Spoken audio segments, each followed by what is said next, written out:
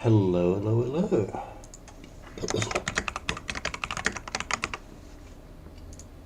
Hey folks, I am just setting things up properly here.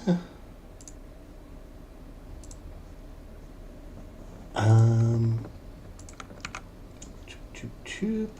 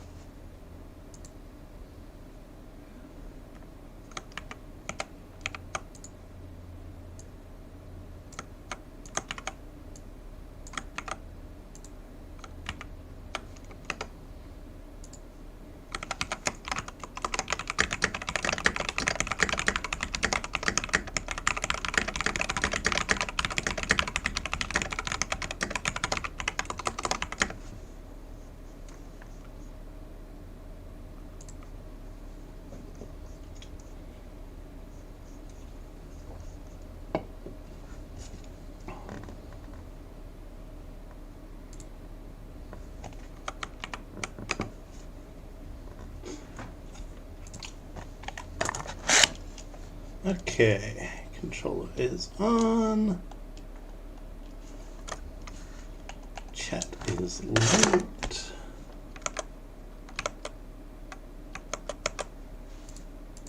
And we are almost good to go.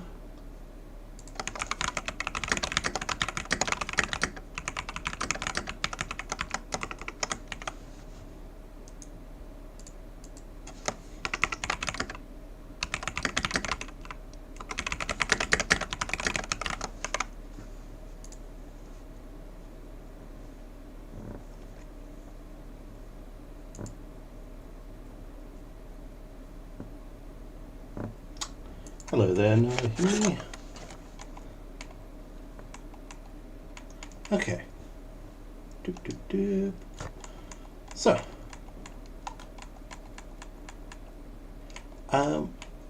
the plan for this character, this is going to be a chill optimizer slot. The plan for this character is we are going to take them from starting out as a Vagabond and all the way to Elden Lord, across however many streams that takes.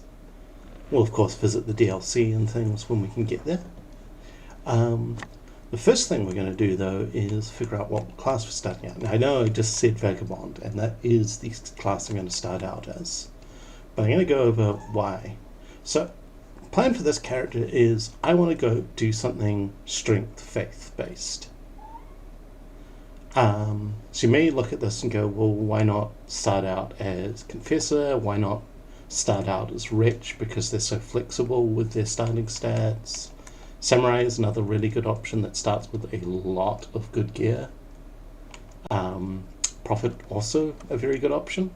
Prophet even technically has more optimal stats. But there's a reason I'm going to go, and warrior, hero. Bandit's not good because they've got 14 arcane and I don't want to use arcane, but there are some good options. So why start out as the Vagabond? The main reason to start out as Vagabond is because he gets really good gear, including the heaviest starting armor set, which includes defensively, it's the heaviest set. He starts with both a broadsword and a halberd, and most importantly, he starts with a 100% block shield. These are all really useful things. He also starts with stats in things I care about. He's got lots of starting vigor, he's got good mind, well, his mind's fine, he's got good endurance, strength, and dexterity. His int is higher than I would like, but faith is good, and only his arcane is particularly low. So that is why the Vagabond. Because the only stat we're maybe annoyed about there is in arcane, and while this matters if we were trying to optimize this character for like 150 PvP, we are not doing that. We don't care about PvP on this run. We don't have a set max level that we are trying to hit. We're just going to level up as we go, and keep leveling up. So that being the case, we care more about our starting gear, and starting out with a full set of nice heavy armor. That's very close to getting 51 points. We'll talk about that later. It's a lot better than starting with the empty slate that is the wretch, even though I actually really like the club as a weapon. So,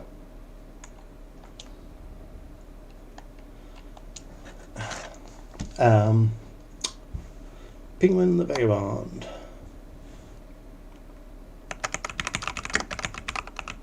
That does not fit.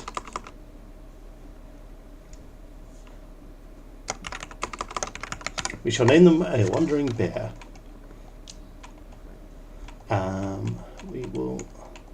Let's choose a detailed appearance.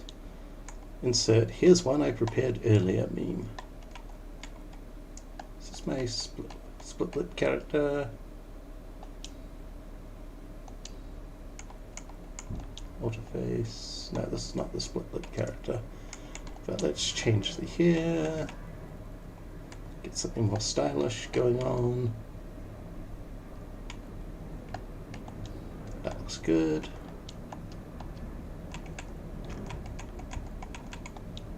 Apparently I didn't save the split lip character I set up one time.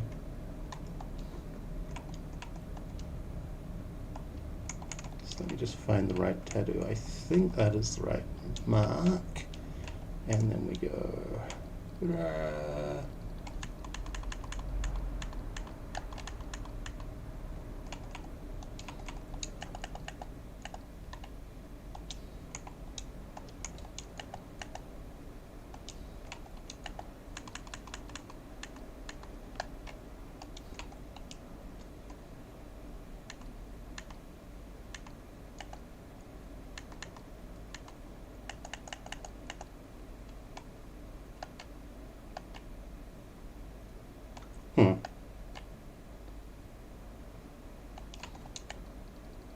Did I do something different last? I'm just trying to remember how I did this last time. Oh, I think I did something like...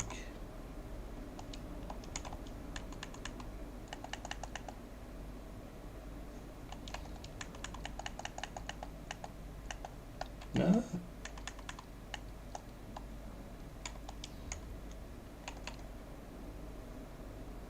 Weird.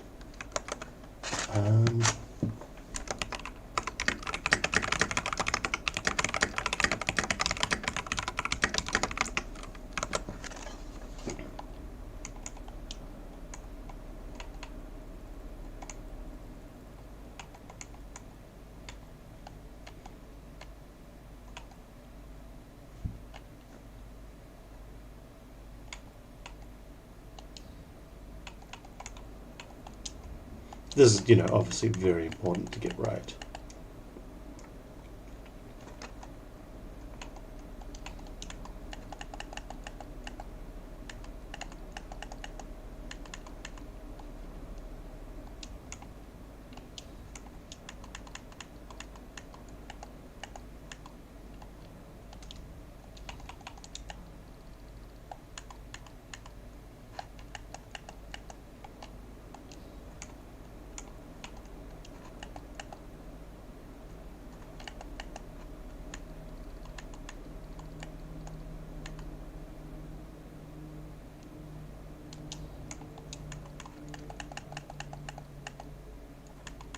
Aha, this is how I did it. That's right.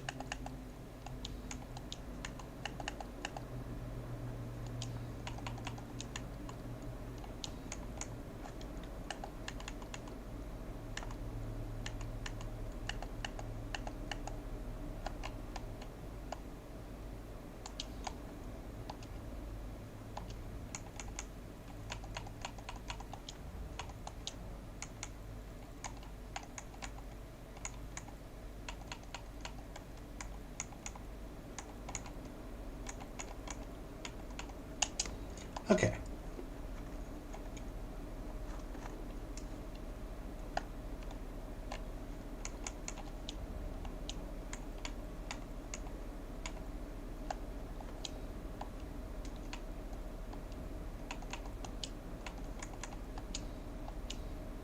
We have a suitably androgynous character created. Let's get going. We are going to skip through cutscenes and things though, just because I have seen them all before and I want to focus more on the gameplay.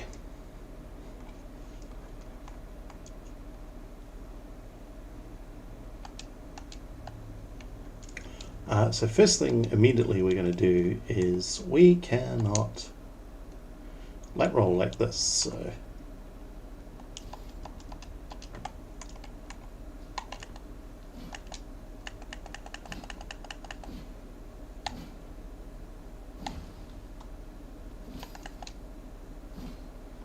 just checking the moveset here.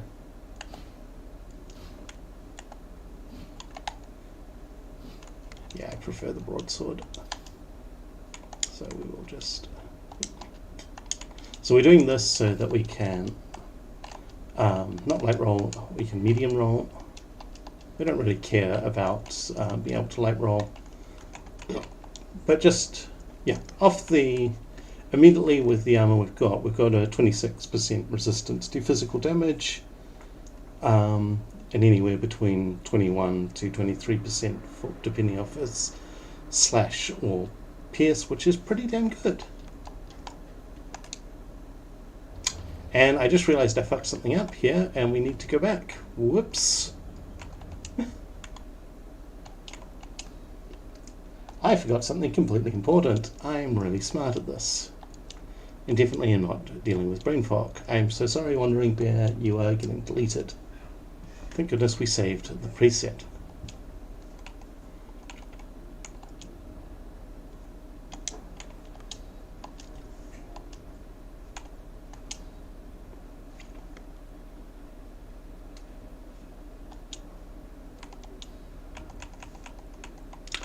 Okay.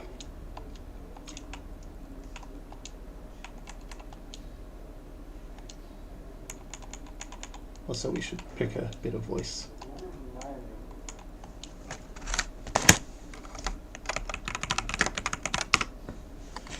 Okay, what we forgot here, which is really important, is this, the keepsake.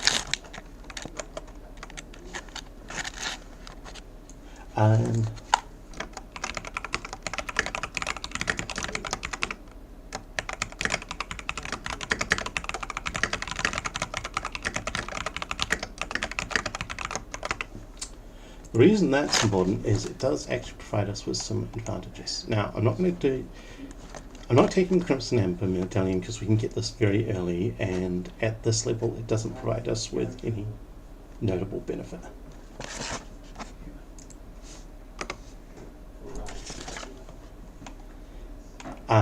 Golden Seed, likewise, no good. Just doesn't do anything particularly useful. Phantom Ashes are cute, but I don't particularly like them.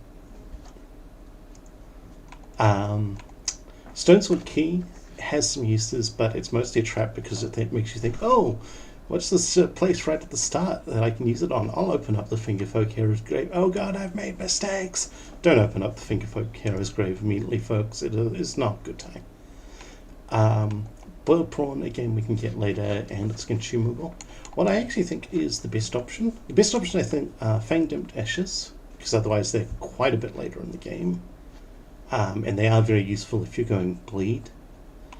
The Cracked Pots or the Land Between Rune. Personally, I'm going to take the Cracked Pots. This does not give you more Cracked Pots than are available in the game, but what it does do is it takes one Cracked Pot from a merchant who's otherwise buried somewhere in Caelid, and 2 Cracked Pots from a mid to early late game dungeon called Azuria Side Tomb, and it puts them straight into your inventory. And I really like Cracked Pots for crafting. The fire pots and things actually have a bunch of uses, so they're pretty good. Right, now that we've got past that little whoopsie-daisy,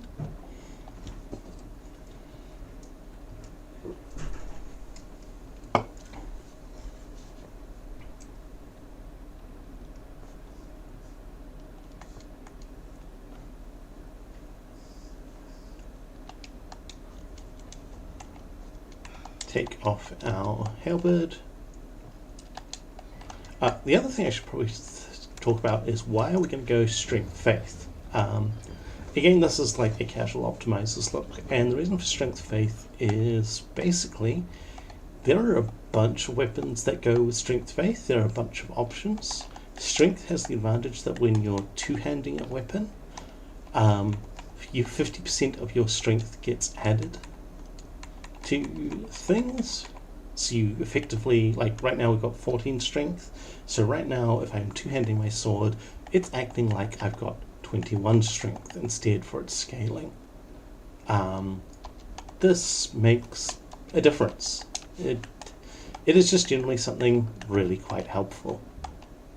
It can make a bunch of stuff easier with builds. And Faith, meanwhile, Faith has so many options in this game, even at low investment, which we're going to be at for quite a while. There are a bunch of spells that we can pick up and learn really easily, like Catch Flame, just stuff that will expand our character's ability to do things in very effective ways. First, though, we have the first boss. You're supposed to die to this guy normally. It is not something that you need to try and beat. I am going to make an effort to beat it, kind of with the expectation I'll lose. Simply because he does actually drop a decent amount of runes.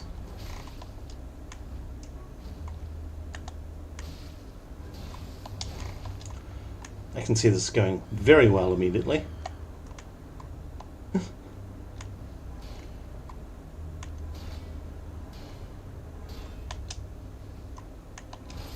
Yep.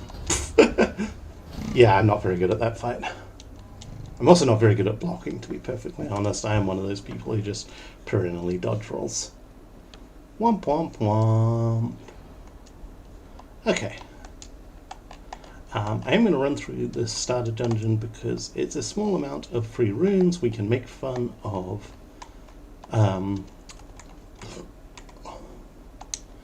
Godric.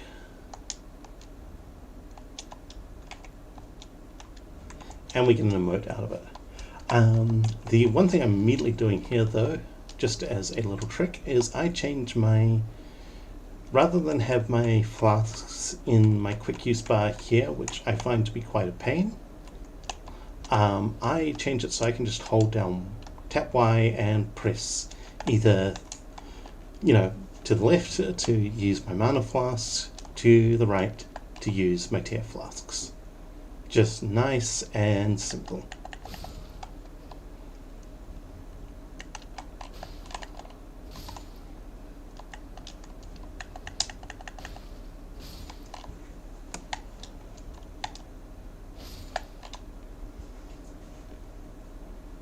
Honestly, the amount of runes we get out of this probably isn't worthwhile. I'm really only doing this so we can get the emote. Emotes are important, you understand.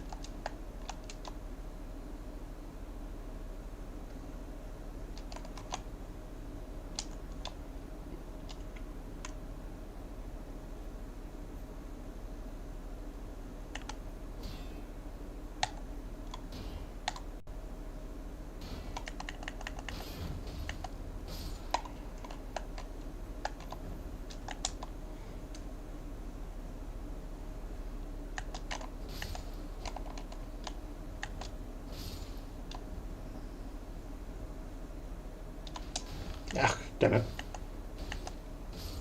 Now that's one thing we'll be hoping gets dropped fairly soon, is the shield that guy was holding.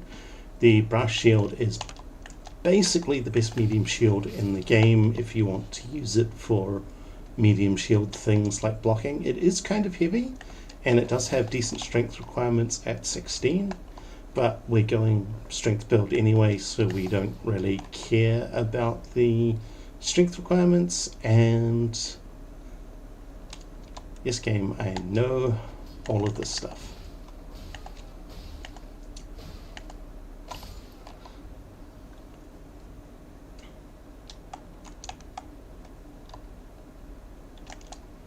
Yeah, oops, I don't know what I pressed there. Oh no, it's Rick! What will we do? How could we possibly beat this man?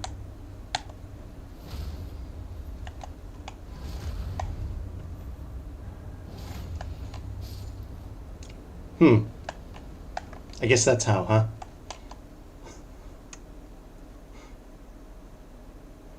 But hey, 400 runes, we got an emote. These are the things we care about.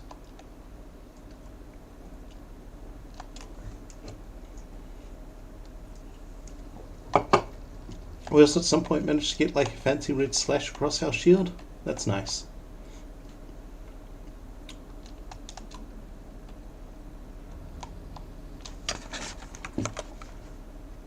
Blah, blah, blah, blah, blah, blah. No dropped frames, that's excellent. I'm just making sure my chat's a bit more visible.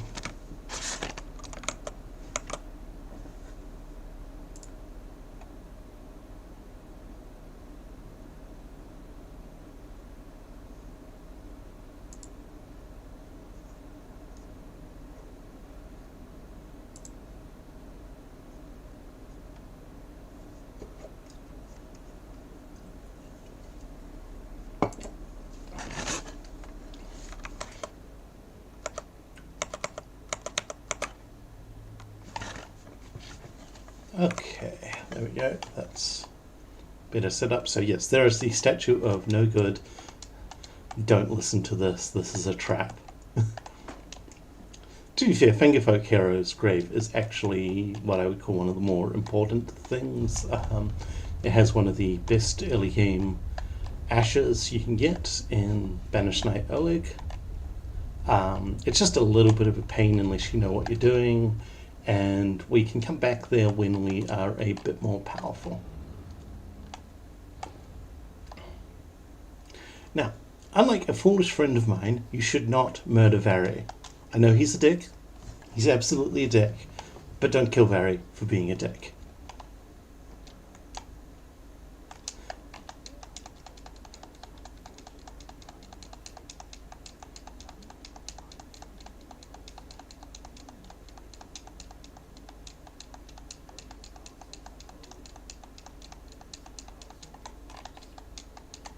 Right. Yeah, Vary. You're all very puffed up and self-important.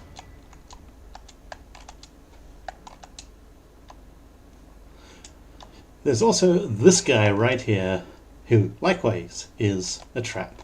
And frankly, while a good enough player could take down that knight from the word go, I am not a good enough player. I'm not going to bother to do that. We will come back and beat him to death. He does actually have some nice gear he drops, particularly nice halberd. But I'm not super fond of the starter halberd moveset.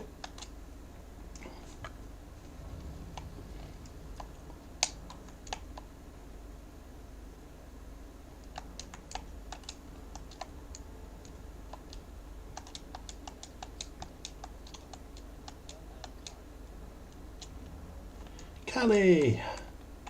So he immediately sells, you can see, another 3 cracked pots, which is great. However, we can't do anything until we've got the crafting kit, so we'll grab that.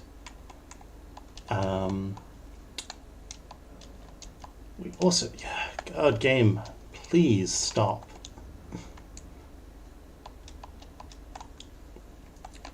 Is there a way I can turn off the fucking tutorials?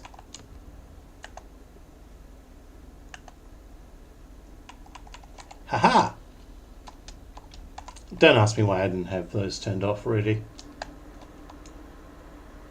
Okay, so first thing we're going to do now that we've actually got out into the open world is we're just going to take off running. There are a couple of things we want to grab.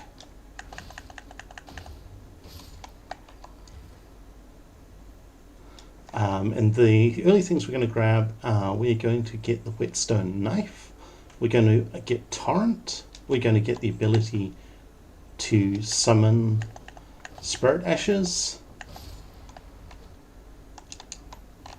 And we're also going to get a Flail and a Golden Foul Foot which I'm going to have to double check where those are, but I know there are some guaranteed drops early in Limgrave. We're going to get one of the two weapons I want to be using for the majority of the game, at least early on.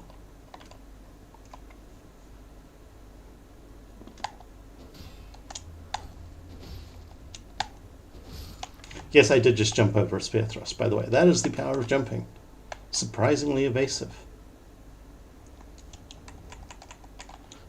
Kirkies are great. I wish they were cheaper, but there is a merchant who sells them in unlimited quantities, and just like for this sort of thing right here, we can immediately start using them to pull a guy. Boom.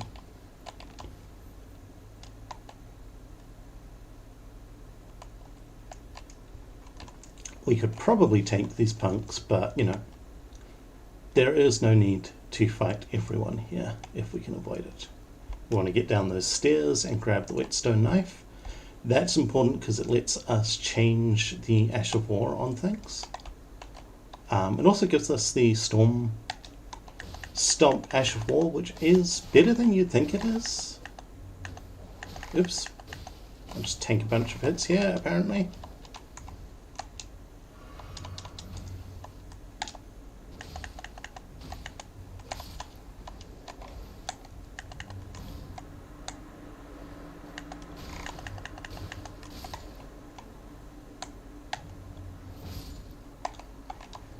There we go. Shame we didn't get any shields so far, but what you gonna do?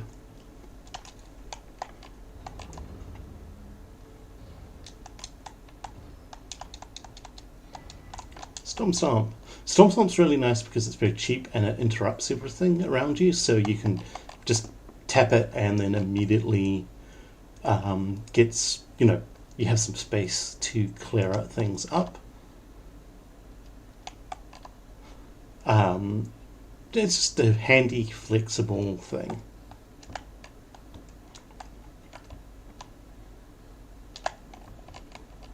Oops. I have walked into a pack of jerks. And I'm panic rolling, very professional. Now this is one of the reasons that the Vagabond start is useful, is that this is a 100% block shield. So we can block a hit and we take no damage. Personally, I don't mind using shields that have some bleed through on physical, because you fairly rapidly can get to the point where that bleed through matters less. And one of my cats has just jumped up to say hello. Yes, hello Adet. I am not doing anything with you at the moment. I'm sorry, it's cruel, I know, but it's true.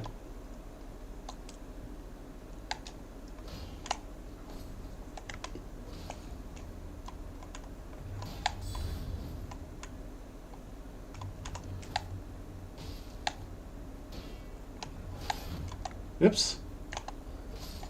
Well, at least he has so much wind up, that doesn't matter. And this is worth knowing about. This is the Lord Sawn's Greatsword. If you want greatswords, this is one of the earliest available. I mentioned earlier, by the way, about the whole strength thing. As you can see, if we two-hand it. It also comes with the very useful stamp upward cut Ash of War. That's useful in part because it does this thing. Just punch shit airward. Oh hey, we got a Lord Sawn's straight sword. That's one of the nicest straight swords, if I remember correctly. Unfortunately, the horn has been sounded and now a whole bunch of jerks are off us, and Adet, you are not helping right now.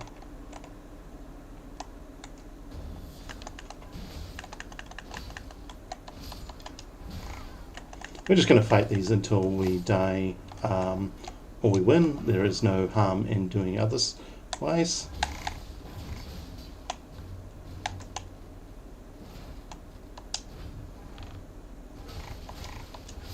Yep, kind of expected. That's fine.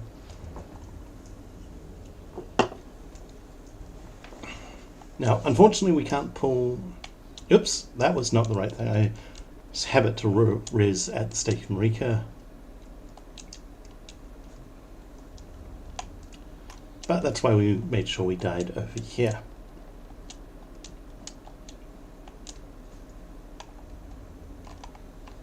So let's grab our runes.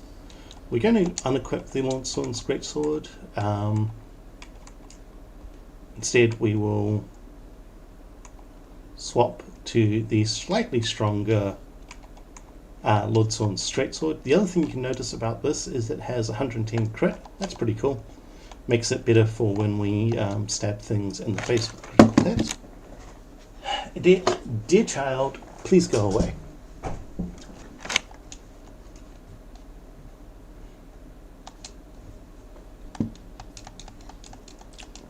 Okay, we have now unlocked the ability to level up.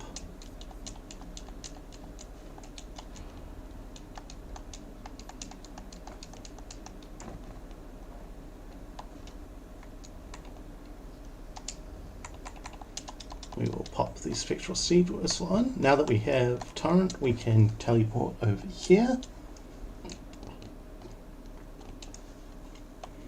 And this lets us talk to Rennie.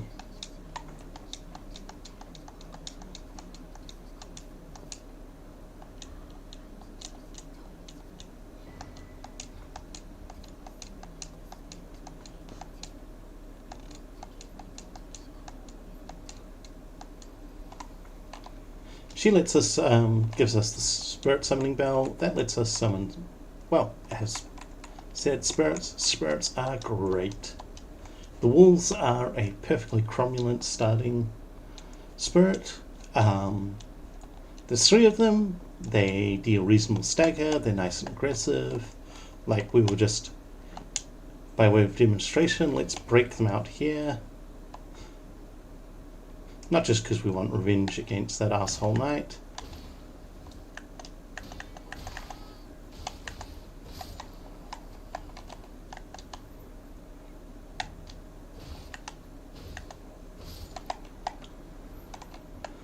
But just, they're very useful. We'll grab the map down here. This is important.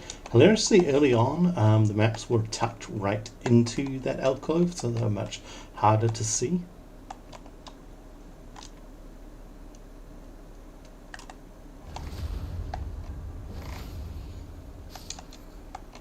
Kicked a man so hard through a fire, we broke the fire.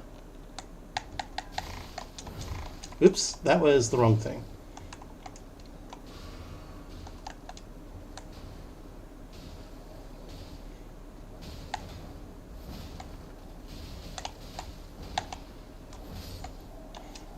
Yeah, you can see how much easier it gets with a bunch of wolves to steal some aggro.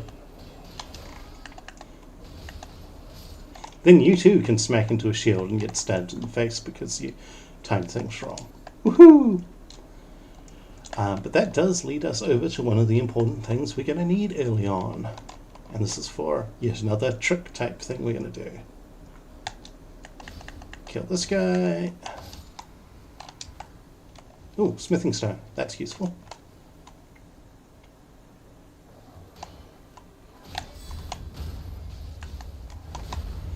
Don't sleep on guard counters. They are incredibly useful. Okay.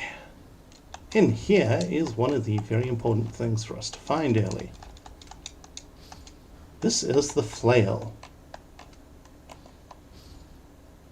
No, Wolfie! You bastard! Pay for Wolfie's death. How could you do this? He was so young. He had so much to live for. I mean, he was a ghost and his other buddies just departed to the great beyond, but you monster.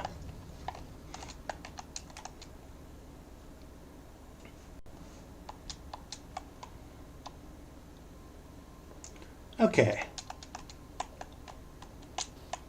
These, by the way, break if you jump on them or if you just ride torrent over them. So if you've ever seen those and gotten really annoyed at them, that's how. These are fun if you come across them. They tell you little bits of story about the world.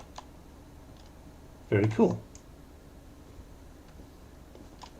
Okay, so we have found one of the immediate things that we wanted.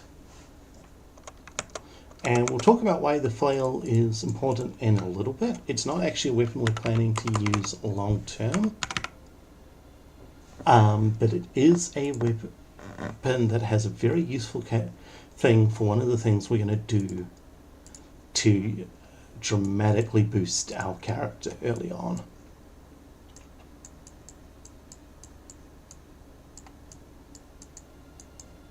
Excuse me a moment. What I am doing at the moment is just pulling up a map in the background so that I can quickly find some useful stuff.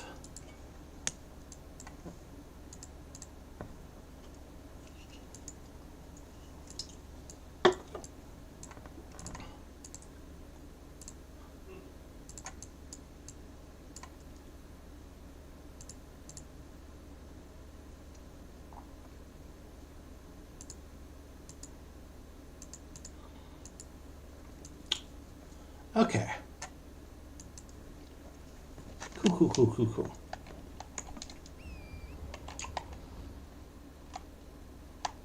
So first thing we're going to do is we're going to teleport back to Vary.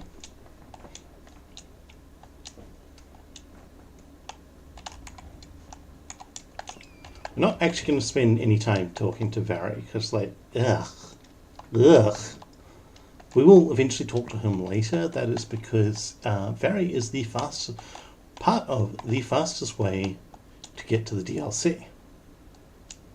But we're going to jump off there. As long as you touch a spirit spring on the way down, you get that cool little effect where you're covered in wee smoke and you don't take full damage. So that lets us just skip down to the bottom there and get that gold pickled fowl foot. This is a second part of our plan to bolster our character early. Come over to this merchant. We are going to pick up the smoldering butterflies. He has a cookbook, which is the thing we care about. He also has the club, one of my favorite early game weapons. And he has some smithing stones for us. He has a small shield, but it doesn't come with the parry skill, so with the buckler parry, so we don't care about it.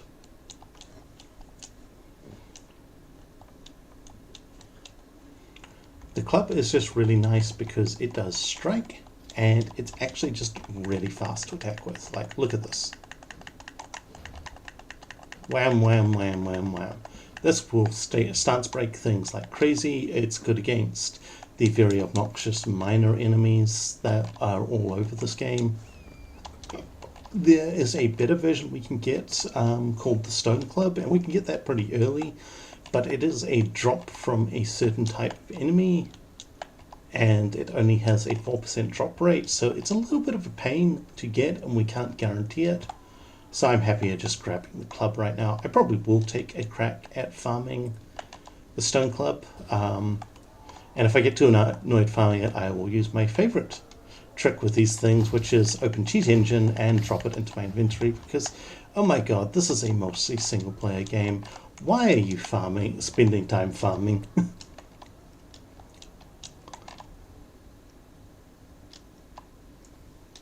You have better things to do with your time.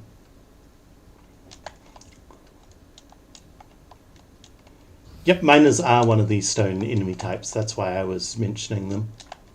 But also, there are the Stone Digger troll bosses. Anything that has a tough and rocky hide counts as being thing. This is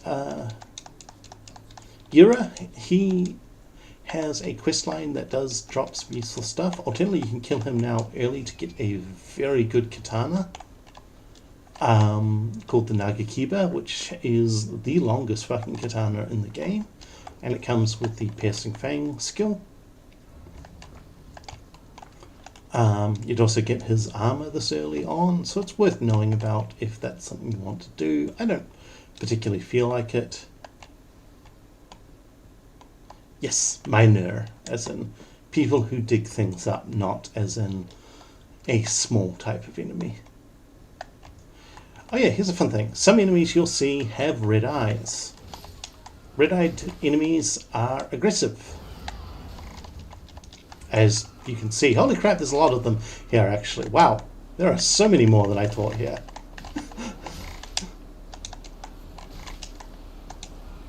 I have walked into a massive trap. Gold-eyed enemies, now they're different. They drop 5 times the runes they normally would.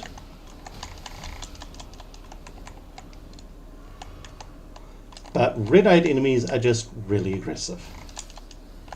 This is a bit annoying.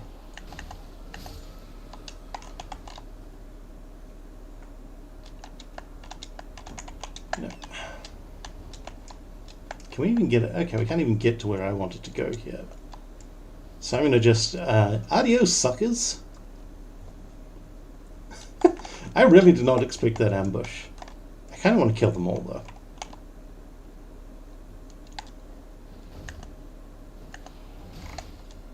Immediately eats shit.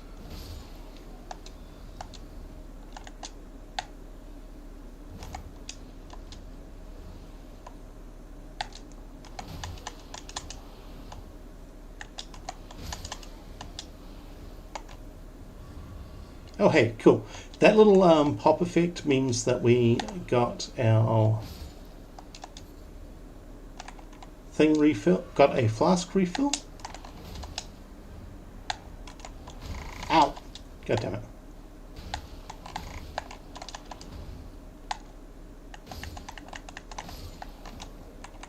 Oh, I would give a lot to have 51 poison already.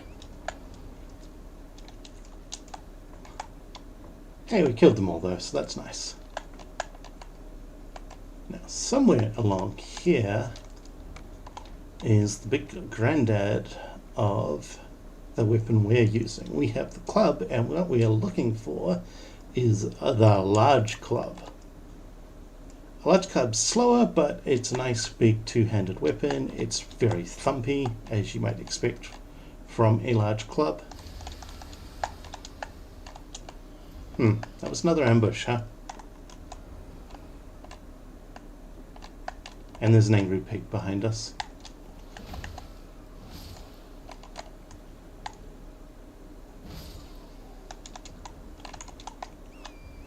Rickety shield we just got, that's kind of notable in that it is the lightest shield in the game at 1.0 weight. This is only really relevant for certain parrying approaches, which it's something you can be aware of. There we go, large club found. Woohoo! Boing.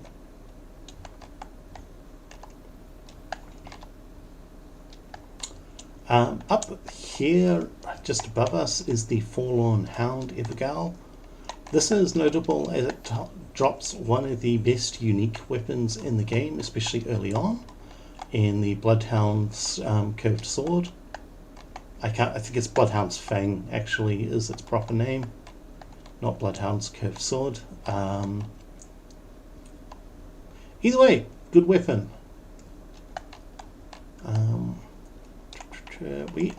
So we're just going to quickly deploy our wolves here and run on past. We're not going to fight anything here. We don't want to fight anything here if we can avoid it. Partly because of shit like that. Well, we have officially eaten shit. Just in case you thought I was good at this game, I hope this is a demonstration that while I am a chill optimizer, there is perhaps more emphasis on the chill than the optimizer thing.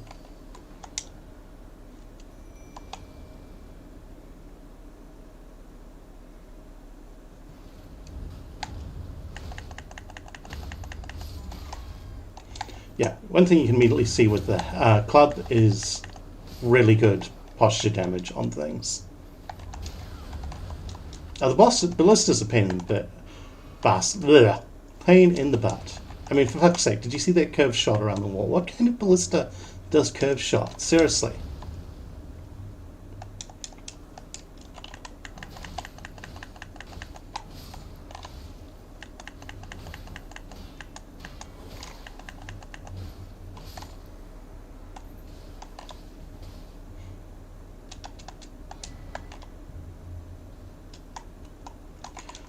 stone sword key is useful to find early. But anyway, what we're actually doing here is there's... I do not think the cool kind is a useful justification here. Okay. I must admit, by the way, when it comes to optimizing stuff, I'm kind of going on a very circuitous route here. I'm going more for vibes and having fun than I am on strict let's be optimal.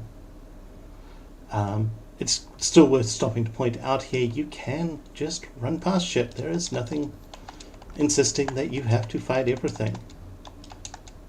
Just ride past them. It's free.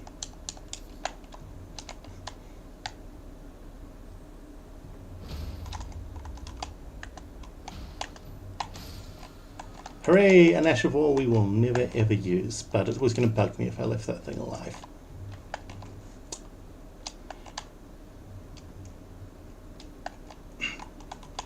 That said, this guy is one of the coolest merchants in the game right here. I'm not even like doing a bit. He sells unlimited Kirkies. Very, very useful. They are just so good to have a unlimited supply of, and he sells them for 600 each.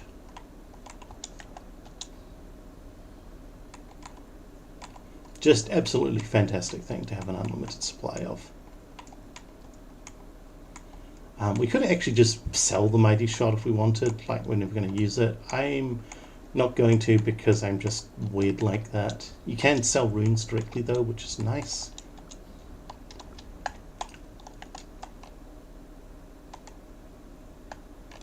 I wasn't actually making a pun there, it really does annoy me to have enemies, to have things like that alive, because then I'll come back to this area later or something and it'll be there buzzing and I'll be like, why is this going on about buzzing? Why is it making noise?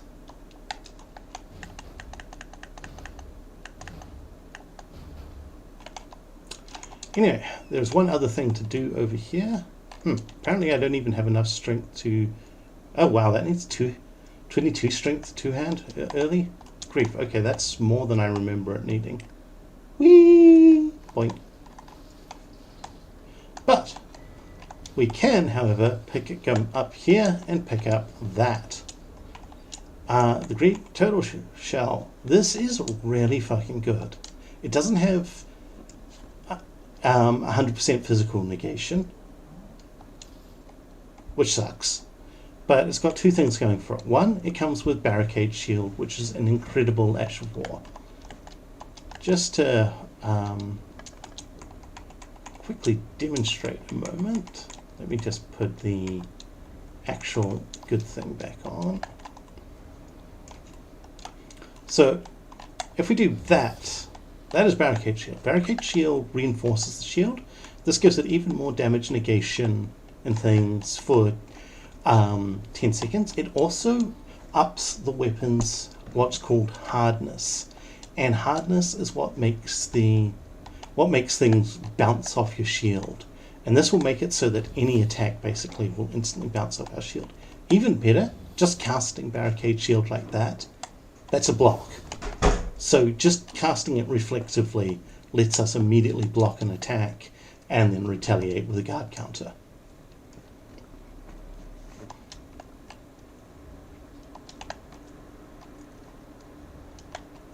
Now, Weeping Peninsula we will come back and be more exhaustive about later, because Weeping Peninsula is filled with goodies.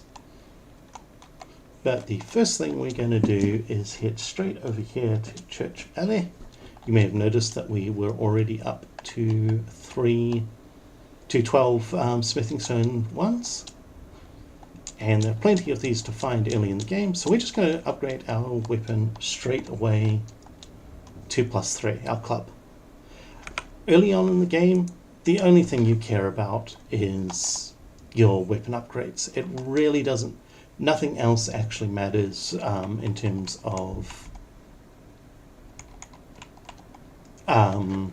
improving stuff.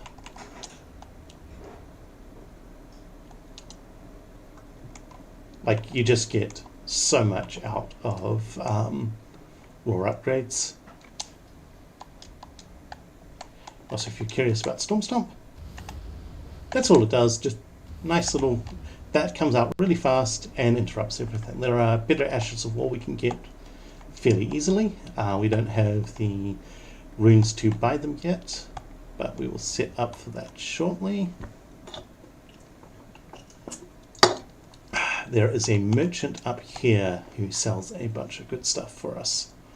I'm actually going to go visit him very shortly. First things first, though. Talk to Millennia.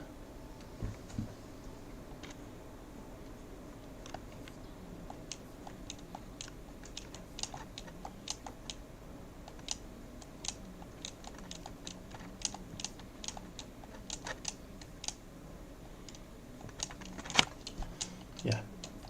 She's really fun to talk to whenever you can, as she drops all kinds of lore and other little tidbits that you can find.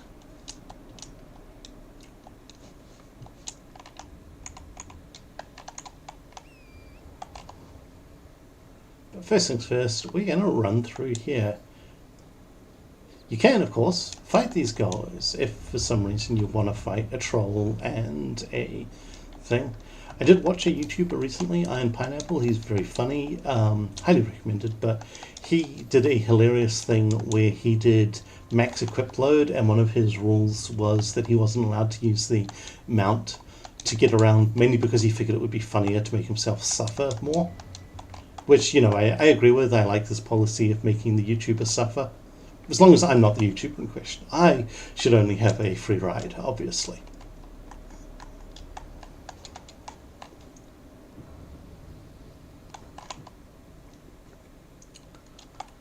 Pick up this Grace. Pick up another Stonesword key. We've now got the Stonesword keys. We need to get into talking to Fingerfolk. And we have this important NPC to talk to. She's very, very depressed because she didn't want to get all her limbs and her head amputated.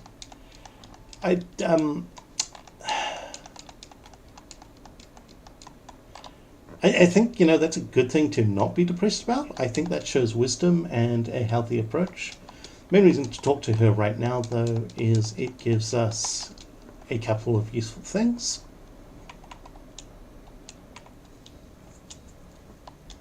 Talk to Millennia.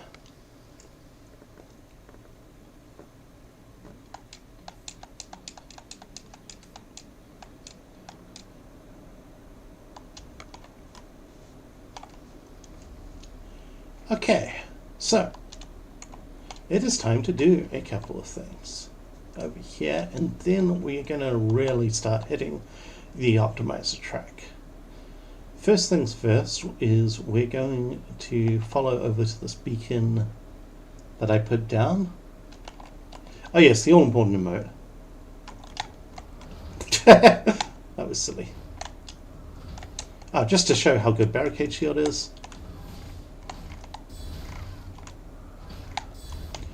Okay, apparently it doesn't make his stuff deflect, but like you can see how immediately I put Barricade Shield up, was taking barely any damage and barely any stamina loss while guarding. That's the big thing.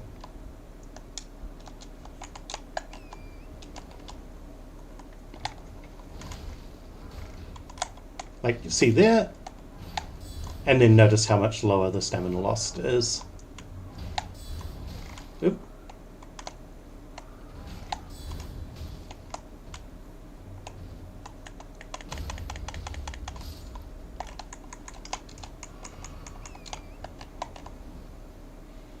Anyway, we want to come over here. This is the Warmaster's Shack. Knight Burnhell is actually a really important NPC.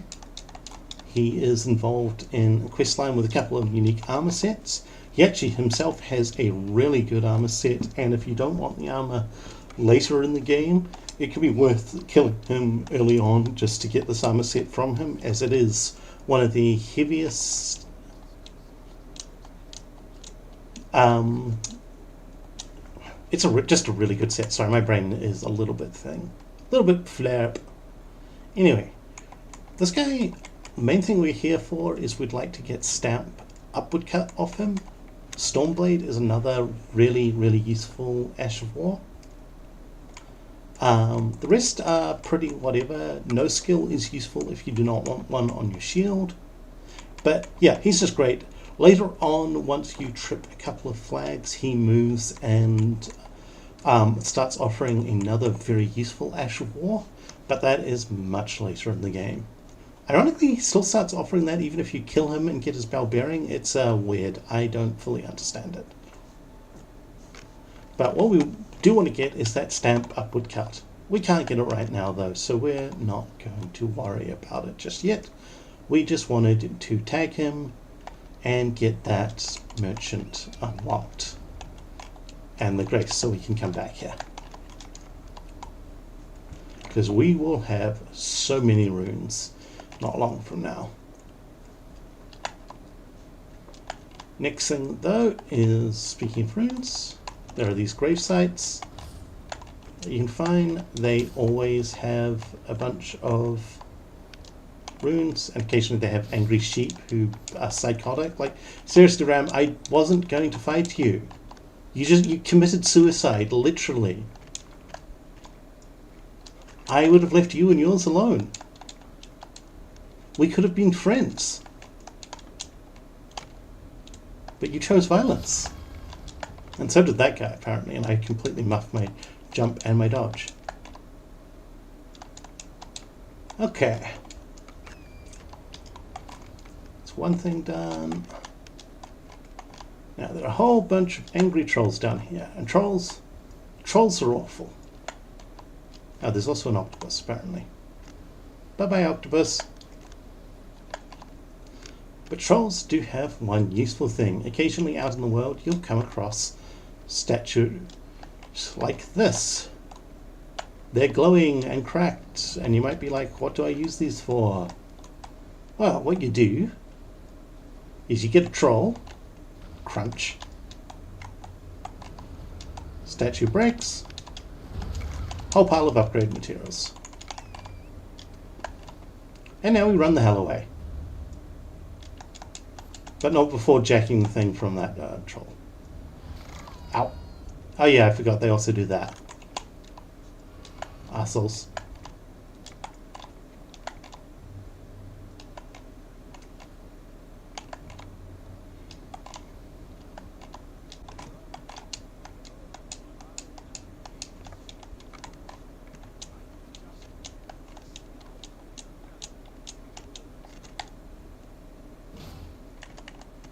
Boing!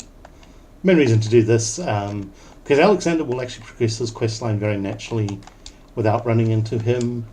There's only a couple of have to things, but the main thing is free exalted flesh. I don't really care about those. But hey, an emote. And emotes are cool. There are a couple of other things of note around here, though. We aren't going to stop in and get it, but I'm going to point it out because it's a useful thing to know about.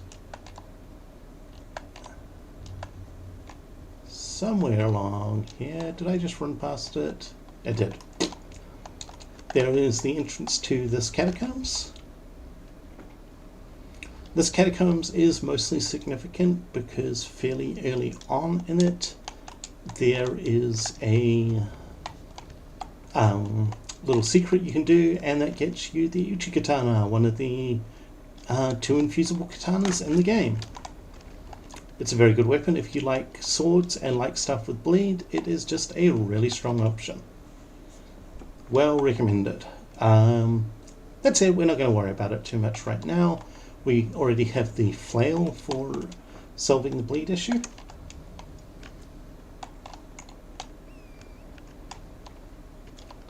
Once again, we do not need to fight this guy, so we just run past him. You'll see me doing that a lot. Like, early on, if you don't need to fight stuff, why are you stopping and fighting it? Oops. Just walk away. It's free. I always feel sorry for starting those guys. This guy sells more useful stuff. Hooray. We'll get rid of these runes we picked up so we can buy that. Pickled turtle nets are actually very useful. We don't really need them though because we got the shield. We do want the cookbook. This is also the earliest you can buy the halberd. You can also buy the bandit mask, which is one of my favorite hats in the game.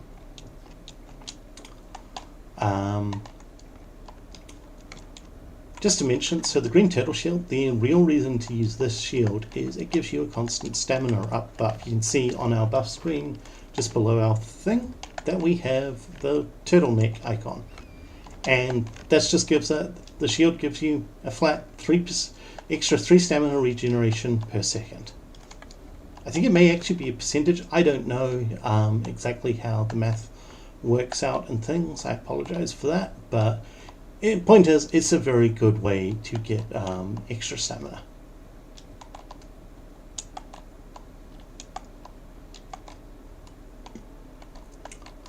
What else? What else? There is the painting shack down there, if I'm not mistaken. Also bears. Bears are awful. Which is why, obviously, we named our character Wandering Bear. You know. More smithing stones.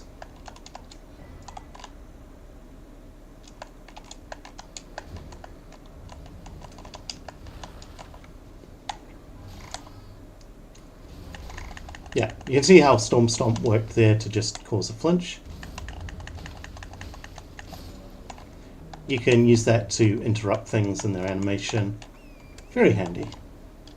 Not actually why we are here though, we're just grabbing that site of grace. Our next destination is that ruined church you can see ahead.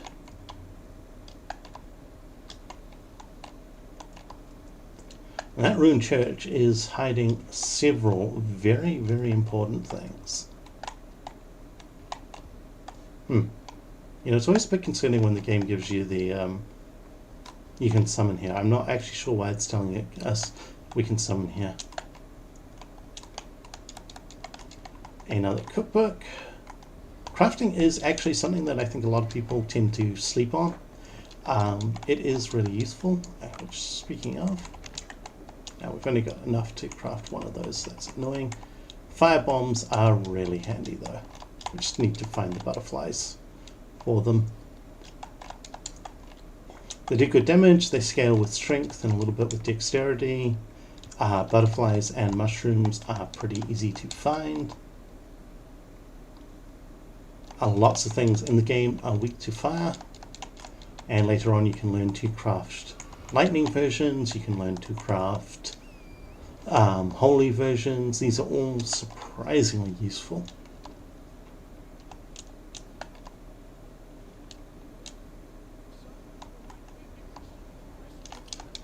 We'll talk to this guy. He is actually important despite being a blowhard. He's a better sort than you would think. I already grabbed the painting. Or are you talking about like the location for the painting?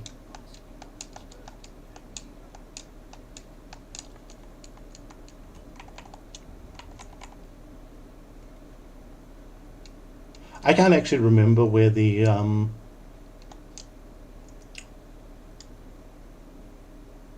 that is, so I wasn't going to bother, to be honest. I don't think it has anything important. If you can tell me where it is, we can go grab it.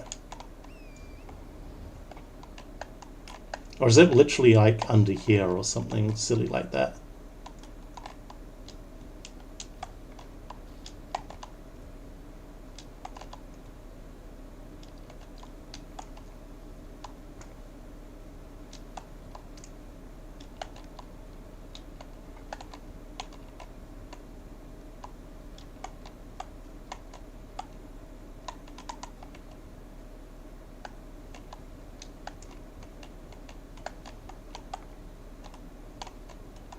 Okay, there is a horrible, horrible bear down here. Oh god. But there's a pack of walls and there's a smithing stones too, which is the actual reason we came down here. We could get involved in that fight, but I really don't want to right now. What we're actually going to do is come all the way over here. Third Church of Marika. Flask of Wondrous Physic. Very useful. And also a Sacred Tear. Very, very useful.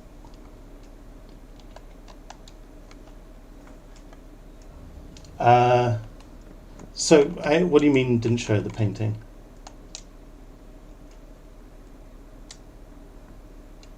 Over near start? Oh, is that right? Yeah, okay, so if you're talking about the paint, so it's over like in this area or something, I assume? Probably around here or something?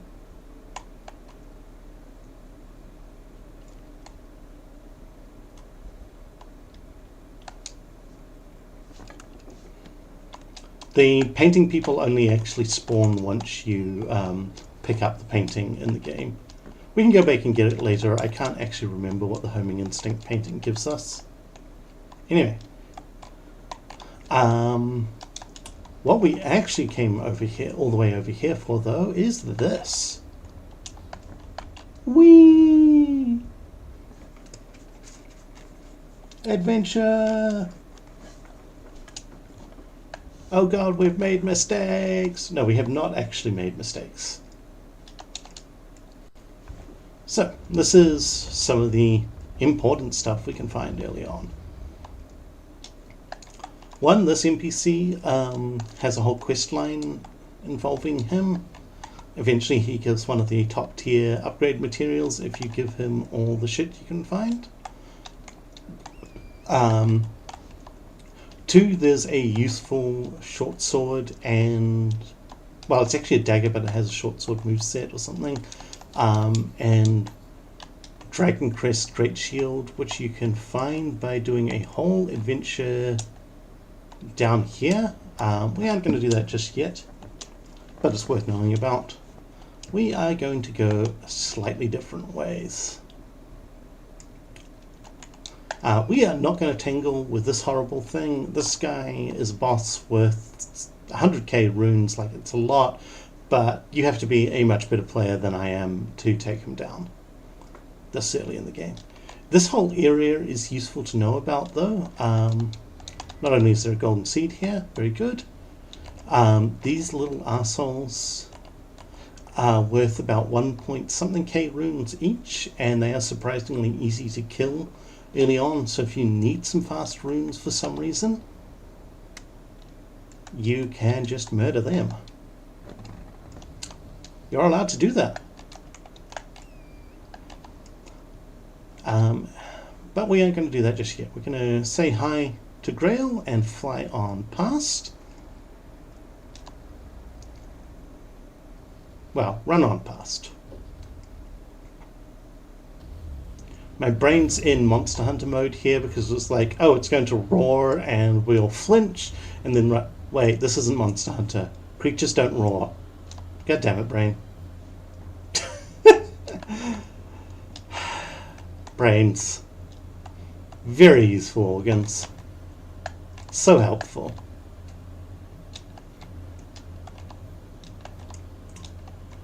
Instead, what we're going to do is we will ignore Grail.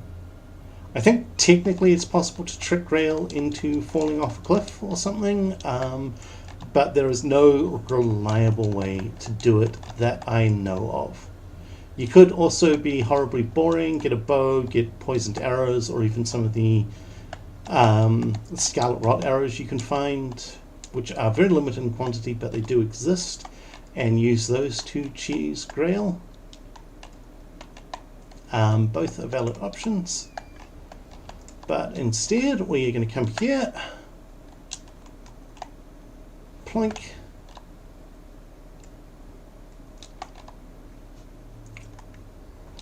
and this is right by one of the bosses that we can cheese.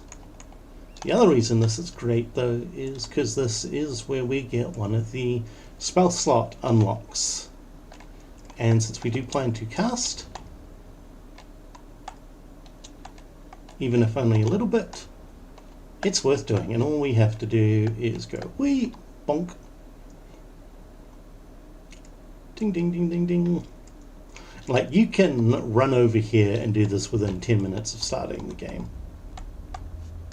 Only reason I didn't is Zoomy Brain got distracted and ran over and started doing other stuff. But, like, you know, you should be playing. This is a chill optimizer's look, not a how to be super optimal. The goal here is we have fun, not that we be perfectly optimal.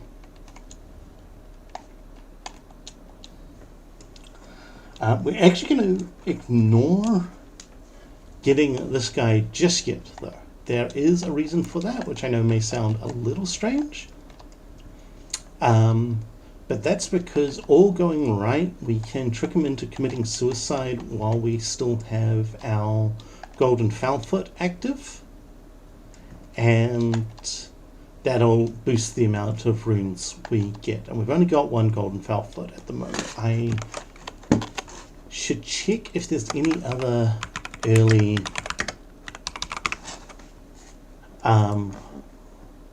ones we can pick up.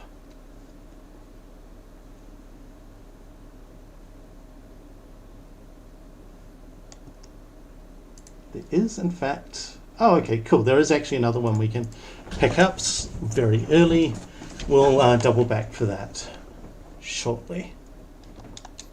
For those who don't know, Golden Pickled Foulfoots give a 30% boost to your rune acquisition for 3 minutes. Oh, shit, that actually reminds me. There's something else we forgot to do. Whoops. So this is something that the game doesn't really tell you. Group passwords link you to a group. The main reason to do this is that every time somebody in those groups kills a Shardbearer or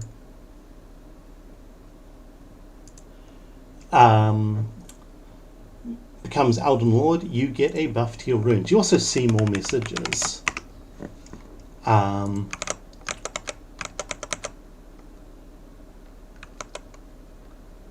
that's just helpful.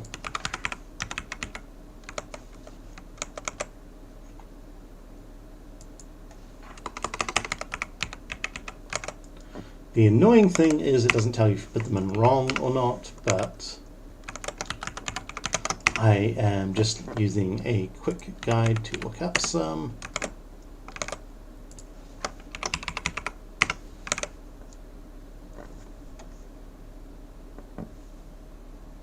Oh, right. That's actually the one I wanted. Is that? No, that is not how you spell Berserk.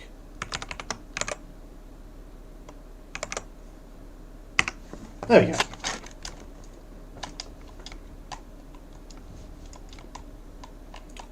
Okay. And now it's time to continue running around and doing running around stuff. Woohoo!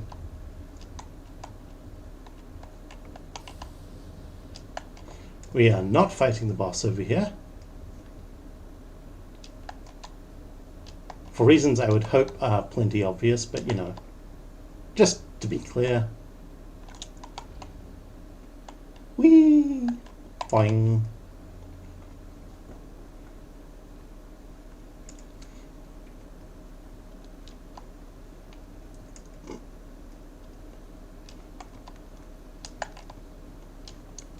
Okay, first things first, I'm going to touch this campfire, and then we're going to run in here and commit suicide.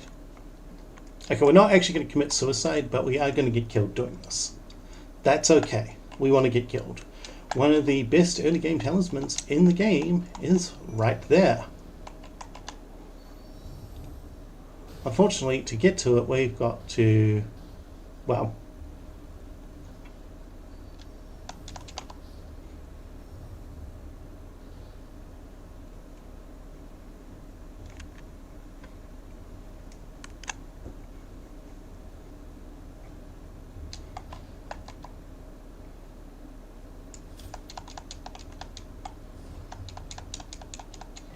We also get the Dectus Medallion, one half of it. You need that later in the game to operate the lift. I don't even know how the hell you're supposed to figure out it's over here. It's just one of those things. I think there's probably some note or something somewhere in the game that tells you about it. It's dumb, in my opinion, but you know, what you gonna do? Oop. Well, I told you I was gonna die. I just wasn't expecting to die like that. Bitten by a rat.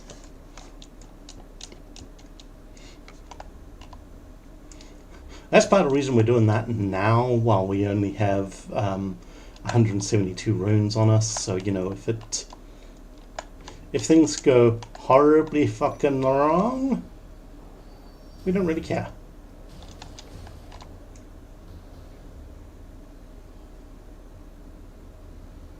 Please spread your poison somewhere not there. Oh. Hooray, we got out of the poison in time. No, we didn't. God damn it. I spoke too soon.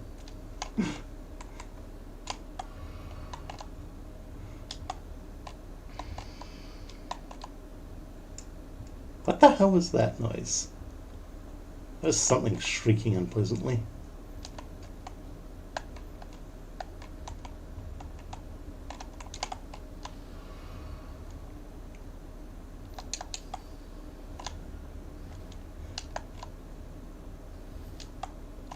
Boing, boing, boing, boing, boing. Boing, boing, boing. Drop down here. Hello, wolf. We now have Radagon, Saucier. We also have a very angry rat with us.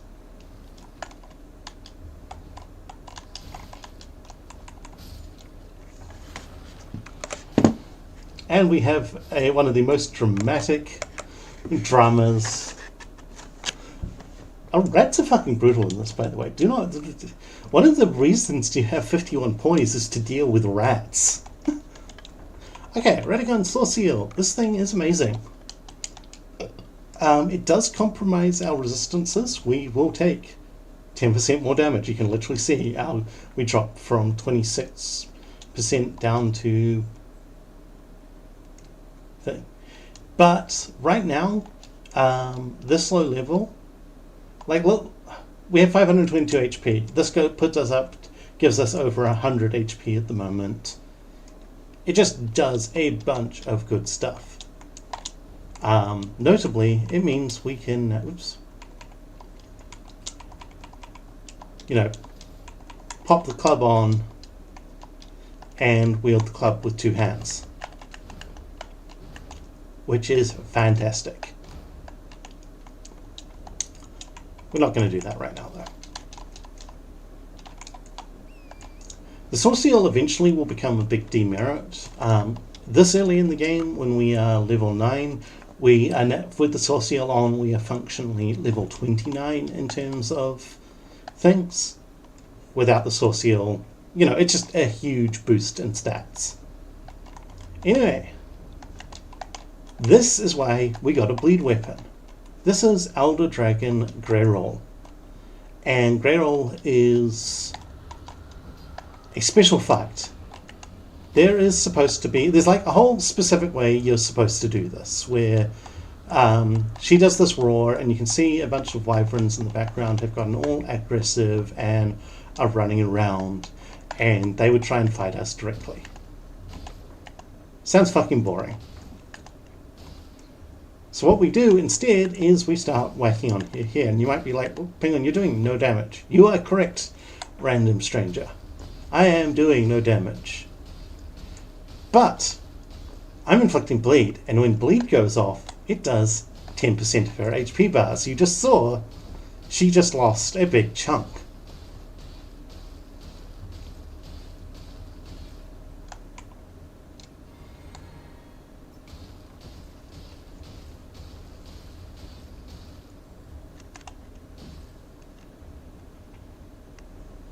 So I can just sit here for a while, and we keep smacking her. And when she gets down really low, we will stop smacking her for a moment. We'll pop our golden fowl-foot. And we will get a huge amount of runes, enough to let us level up multiple times and just do a bunch of shit like that.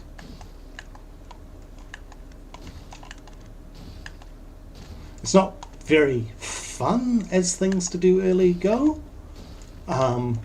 If you're not averse to using Cheat Engine, I would almost say, go and use Cheat Engine and just give yourself the equivalent amount of runes. But I am weird in that, I only like to use Cheat Engine for things where grinding actually bothers me, which is usually stuff that is theoretically infinite, but has crappy drop rates, and it's just I don't actually want to spend time optimizing my grind for this. Or, just when I don't want to be spending time grinding somewhere where I could be. In this case, it feels better to do it legit. Obviously, if you start as the samurai, you don't even need to get the flail. You can just come here directly and use Ichi Katana to bleed her to death. Anyway, this is why you don't make your bosses immobile and unable to fight back.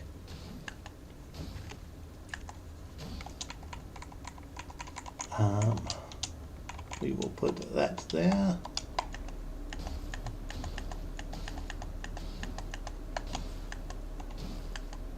And this is just really good. This is so many runes so early.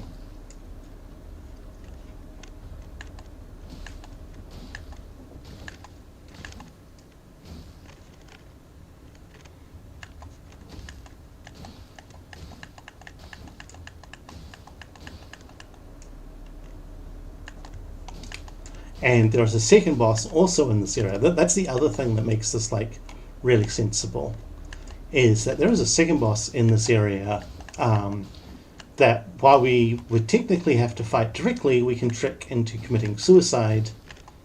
So instead, it's nice and easy. We'll just wait a moment. We're looking to get one more breed proc before we activate the golden fowl-foot.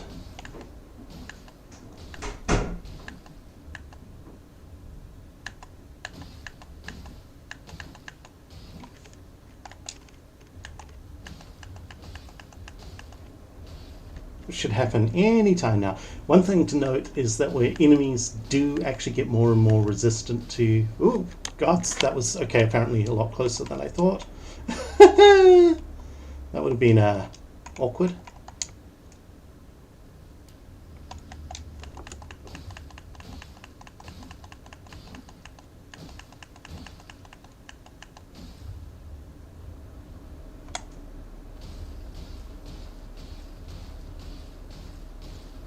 They get more and more resistant as you inflict bleed on them. Please die already, lady. All that wind up. 99 damage. Oh yeah.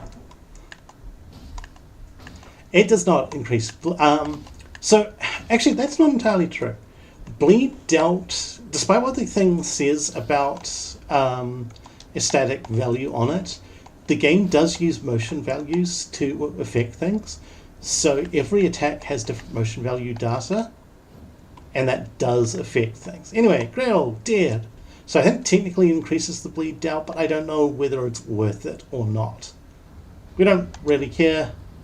So we saw, we got 680k runes there, and then all the dragons that you're supposed to kill to make her die normally also all dried as well. 100k runes, easy as that. Boring, admittedly, no arguments there.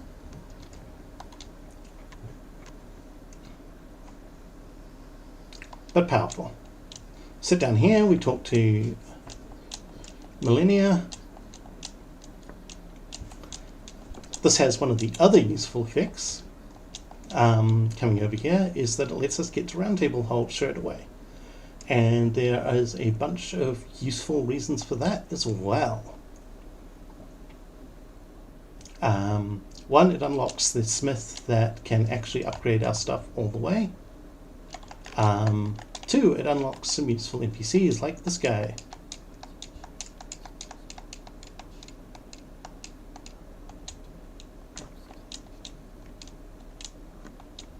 He sells us incantations. These are pretty useful to learn early and have in our back pocket. And of course we just got a bunch of runes, so we can buy them all. Hooray!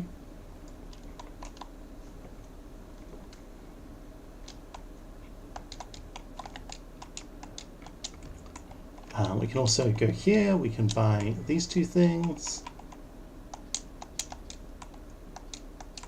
I don't actually know how the Night Greaves compare to our own Vagabond Night Greaves. Poise 12 versus Poise 14. We have 41 poise at the moment. Should probably buy these and these anyway. We can buy another thing here. It's all good. There's a mace which is useful, but we already have the club, so we don't really care. Still, there's a bunch of weapon options here that are all solid. This is useful though, the finger seal. We probably aren't going to use the finger seal much early on. We have some better things we can get, but we'll pick it up for now.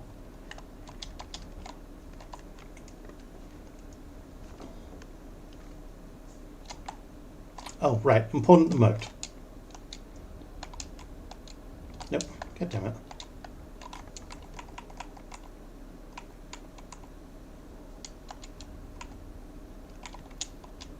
It is important to be able to pose.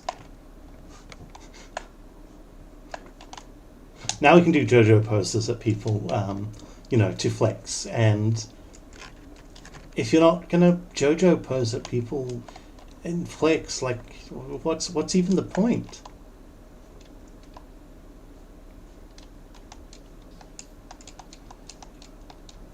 This guy is great. He can actually strengthen your weapon beyond +3. Very useful. We aren't going to do that just yet. He can also duplicate Ashes of War, also very useful. We're just going to take that off though and put our club back on. Okay.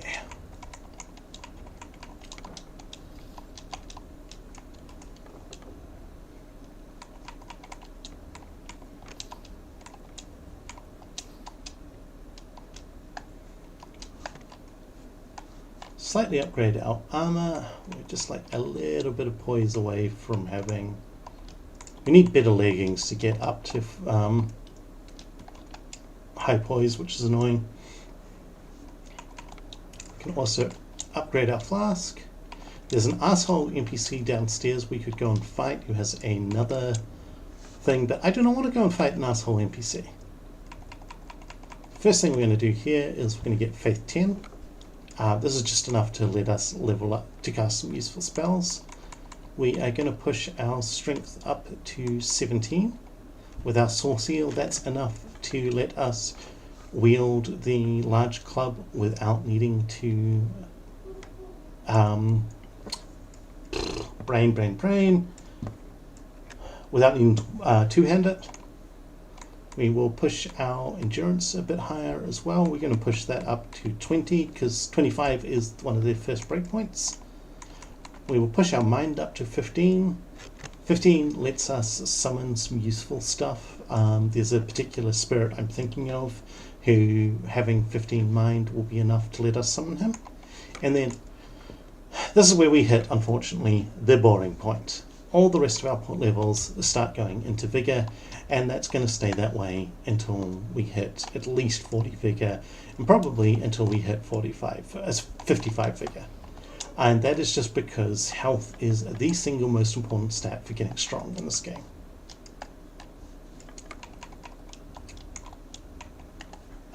There is basically no better way to get stronger than to increase your health. Also, if you're wondering, like, how do I tell when to use these runes that I pick up around the world, these ones, I just sell them when I know I can get something useful out of them. In this case, I know if I sell about that amount, I should be able to level up 2 more times fairly easily. Boom. And I've in fact got just enough left over that I'll pop one of these, which I think puts me in range to, yep, level up 1 more time. HP, by the way, it just gives you progressively more and more as you level up. So you can see right now 709, add level 738. That's a dramatic jump in HP gain. So it's another 27 something HP. Okay. We're not quite done with Kaled though. Oh, I need to go get the foul foot for this though. Excuse me. Boop, boop, boop. So there's actually a foul foot over here somewhere.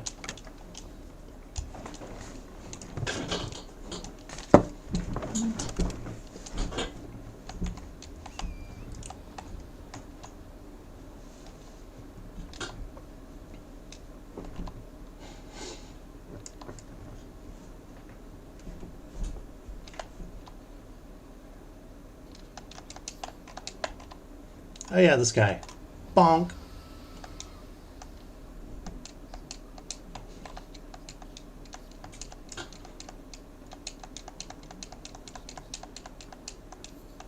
Honestly, actually getting 10 mushrooms, Spock, is great. I would love you so much more if you were just a mushroom seller from the word go, man. Like, tailoring is cool, but you have no idea how much I would kill for a guy to sell me mushrooms this early in the game.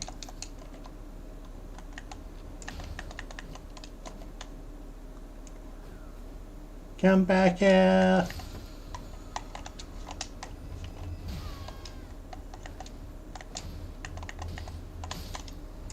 Oh yeah, if you remember me saying that this... See? Boing.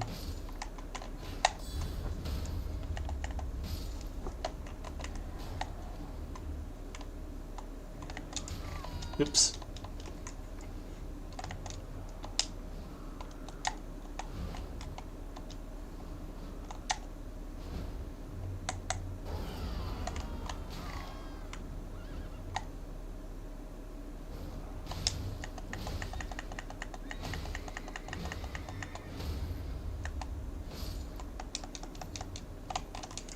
He has been beaten to death. A lesson for all terrible children.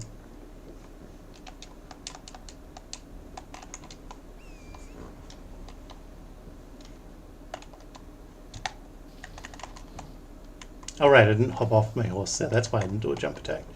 Duh.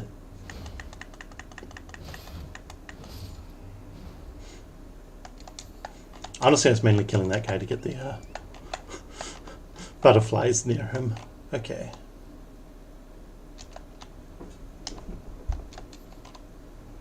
Yeah.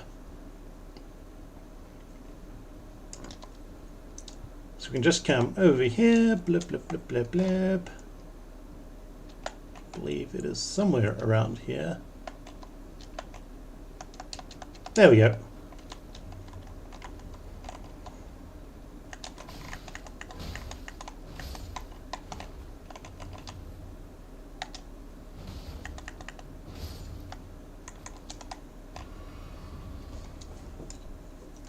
Okay, now we got that, we can head back to Lens Rise.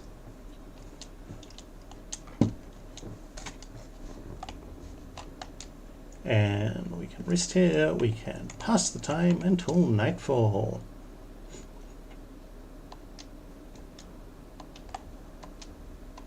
And weirdly, there's now this mysterious horseman on the bridge. I'm sure he'll want to be our friend. Right?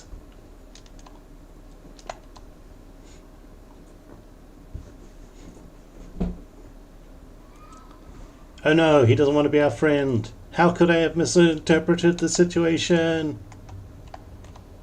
So what we're going to do instead, we run over here. Come on, friendly horseman. Where'd he go? Oh. We did it. We did the timing wrong. Oh.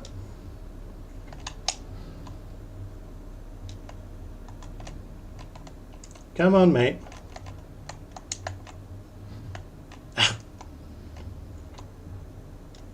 Well, now we're operating under a time limit. Oh, God's out.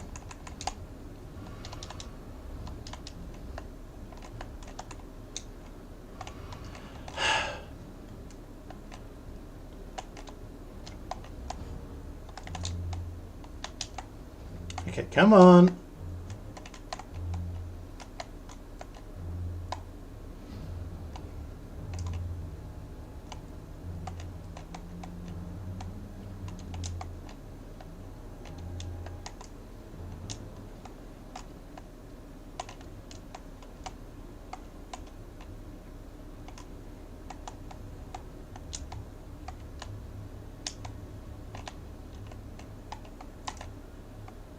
There he goes.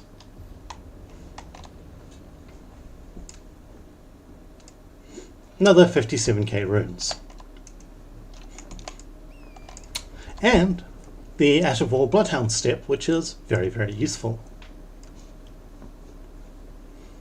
as it has more iframes than your usual dodge, on top of being nice and fast. Unfortunately, we don't get to do anything exciting with all those levels. We just dump them straight into figure, but you know, now we're up to 951. Okay, we are getting close to being done with the Kaled wackiness.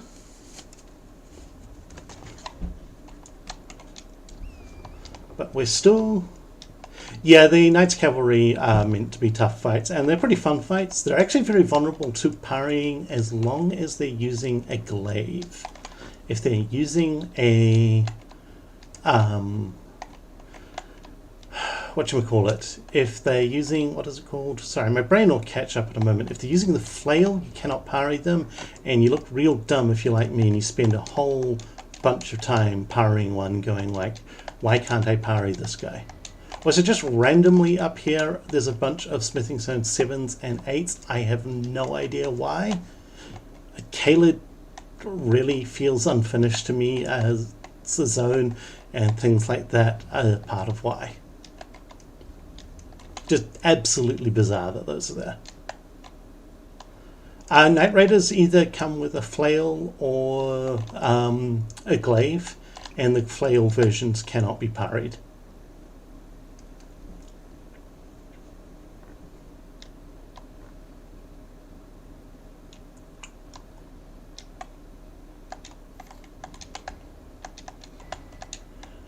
Unfortunately, it's Millennia, and she's having a terrible time.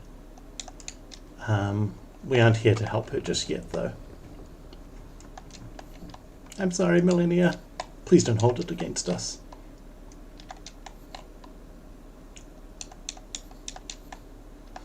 We could. I think we're actually close enough to strong that we could potentially go and beat the boss needed to help her just yet, but there's not really a point. The main reason we came here was yet another flask upgrade. That's the one thing I'm thinking about. Oh yeah, so one other thing, we will just quickly pop back to the Warmaster's shack.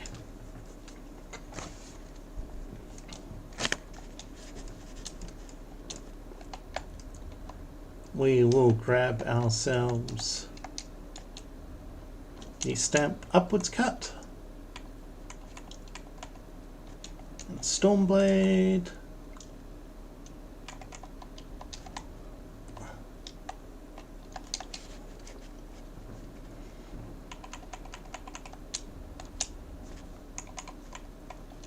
Oops.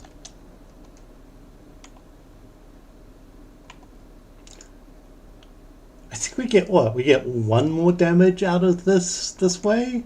120 plus 48 is 168, whereas this is 169. Cool. Wonderful.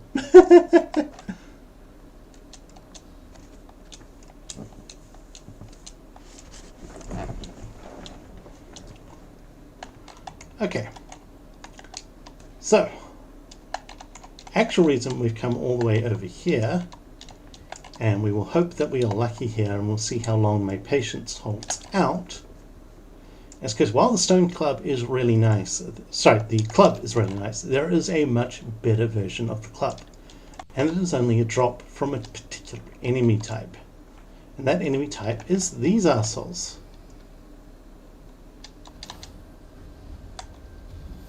Yep.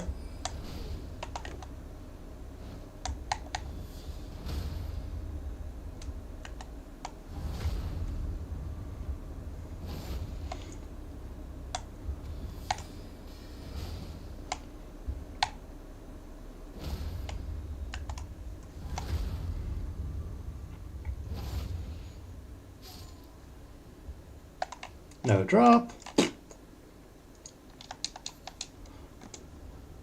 course, when I experimentally came over on another character earlier, when I was doing some prep for this, just to see how annoying these things were, I killed him and immediately got the stone club.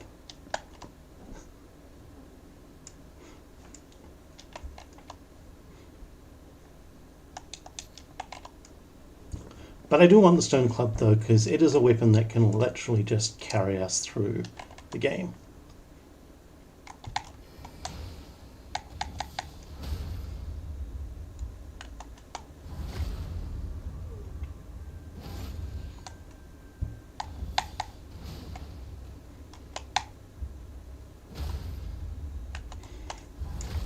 Like the stone club has a ridiculously fast attack rate. It scales really, really well with strength. It's a strike weapon. Strike is one of the most useful damage types to have. Also, like, he's at least dropping a decent amount of runes every time we kill him. I think he might be able... Oh, no, he cannot drop his clothing. That's right. The Battle Mage clothing is only from a very specific Battle Mage.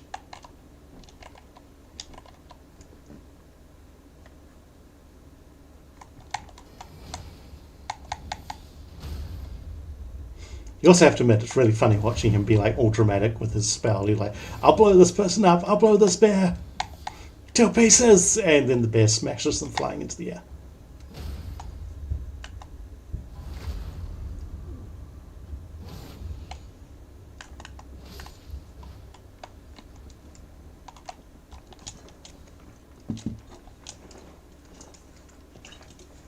Okay, chat, you gotta take over farming for me while I hop up and grab a drink. Deal? Deal.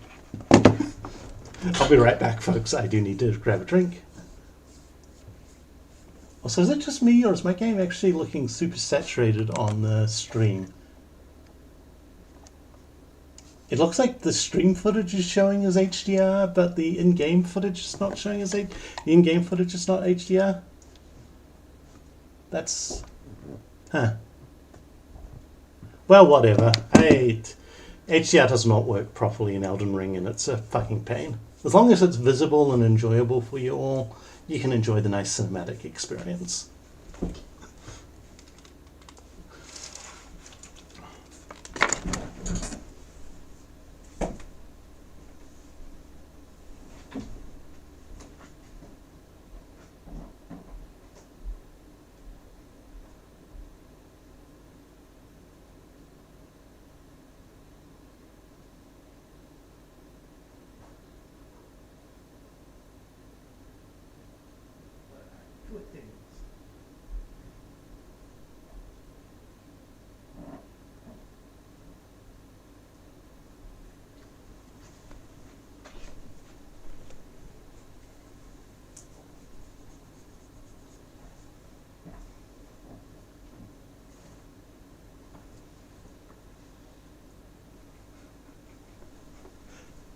How deep in sleep he was with the head tucked down and the paw very physically draped in the dead monster.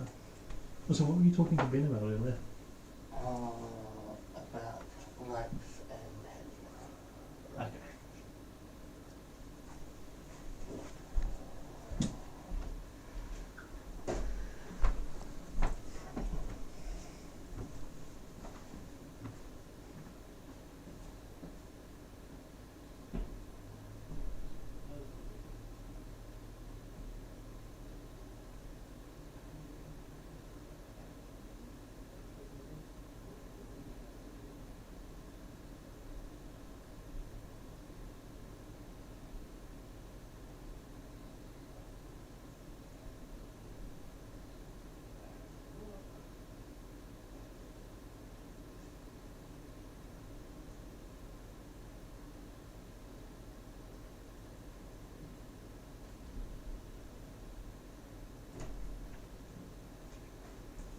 if it's fine tomorrow, we should try walking a bit more in the backpack. I think the other thing I would point out is like it is really we should probably look at that. Hello, wakeful chat. Apparently it's nice to just fall asleep listening to me talk on a stream. Are you streaming? Yes. Oh, okay. Just some Elden Ring.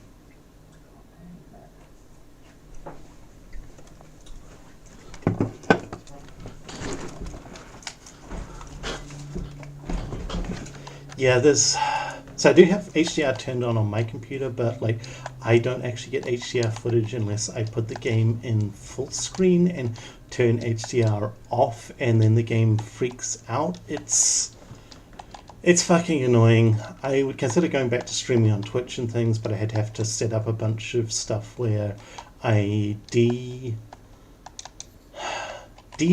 things.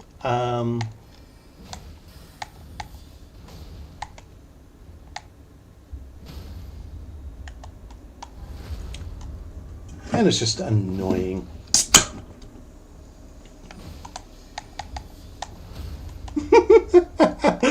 It's so close to hitting me with the hammer.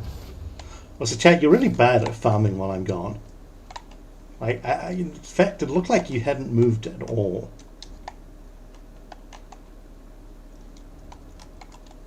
I wonder if it's faster to just jump down from Fort Farosh.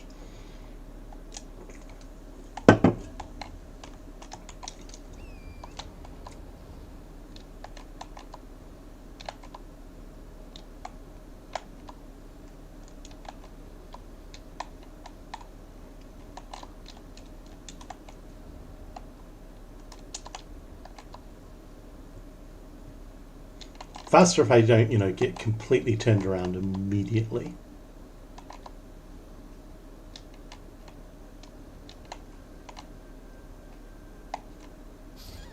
Nope, lethal drop.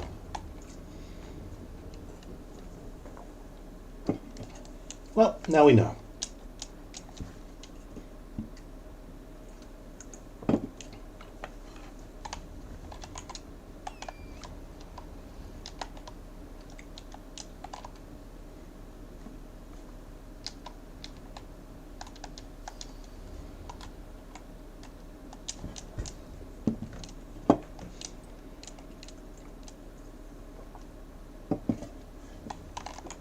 Yeah, it is amazing how fragile the tarnished ankles are.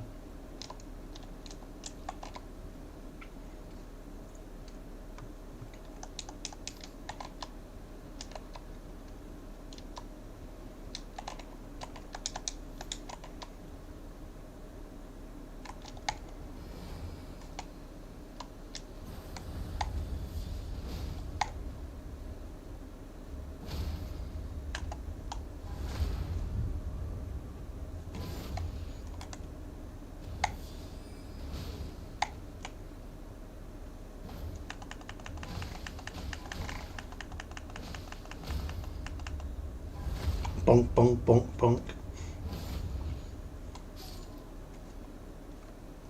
Okay, would you drop your fucking thing already, mate?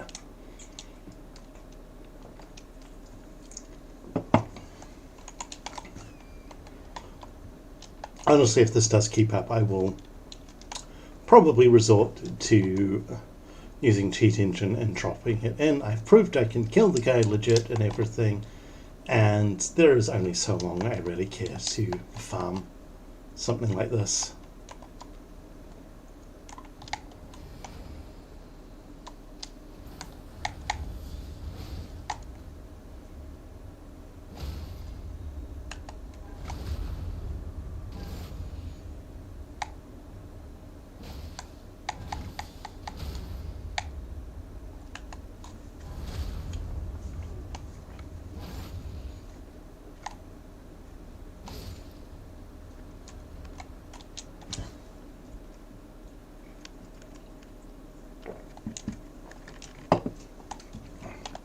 It'd probably help to have a silver foul foot or two, but I don't actually know where early ones of those are.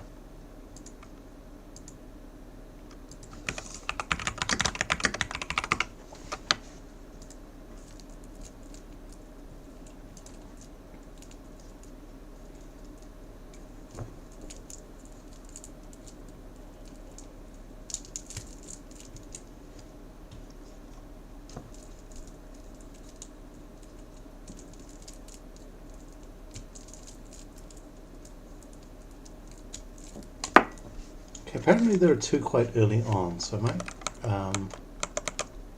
like, right at the start of the game, early on.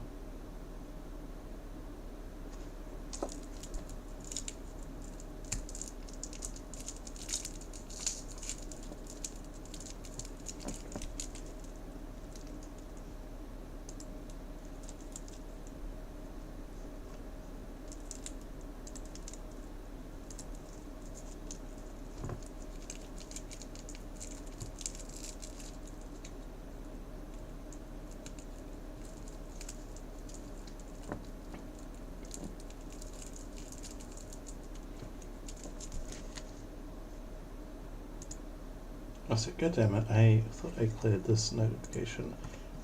Discord. Discord way, I like this. Yeah, I hope so far this has been informative on like early optimization choices and fun little bits like that. Hades, you know, hopefully you've learned some things.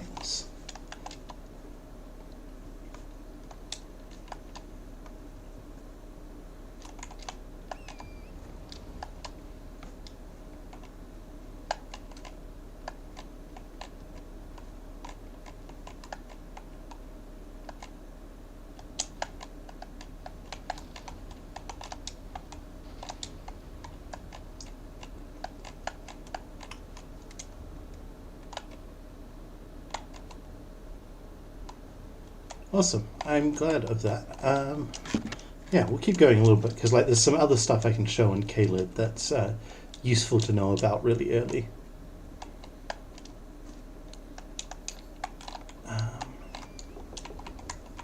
So if I remember correctly, silver pickled foulfoots don't go away when you teleport. There must be a delay on the game versus when your chat's coming through. I'd already buggered off by the time your message came through. Oop. Ow, ow, ow. Ow! Well, that ended disastrously. God damn it. Complete waste of a pickled foulfoot. So what happened there was I wasn't two-handing my weapon like I thought, so when I tried to pull out my weapon to smack him flying, yeah, I did not smack the poor bastard flying.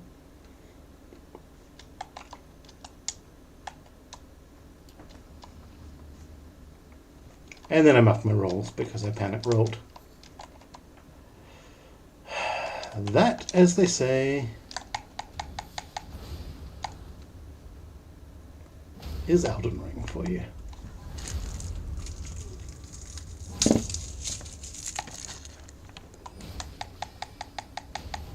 Oh, get it. Game. One reason to not buff your rolls is... Sorry, not spam your rolls, is because the game does actually have input buffering. Which is what got me hit by that second roll there. In that second roll there, because I accidentally hit roll another time, and so I buffered a roll input when I didn't actually have any interest in rolling the moment I could roll. I actually really don't like the input buffering. I feel it's a useful technique, and it does actually help make games feel more smooth, but I feel personally that Elden Ring's, well, the Souls-like series in general, oh goddammit, and teleporting uses up the silver pickled foulfoot. Okay, that's dumb. That's just really dumb.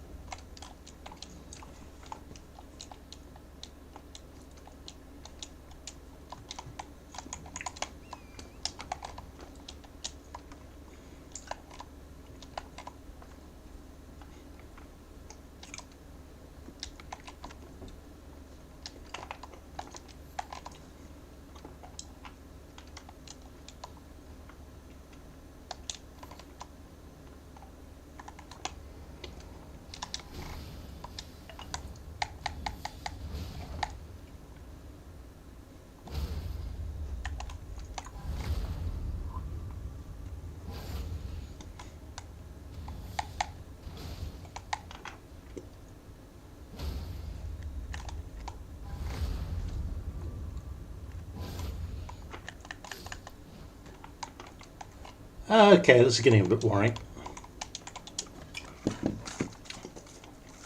We are going to resort to ye old cheat engine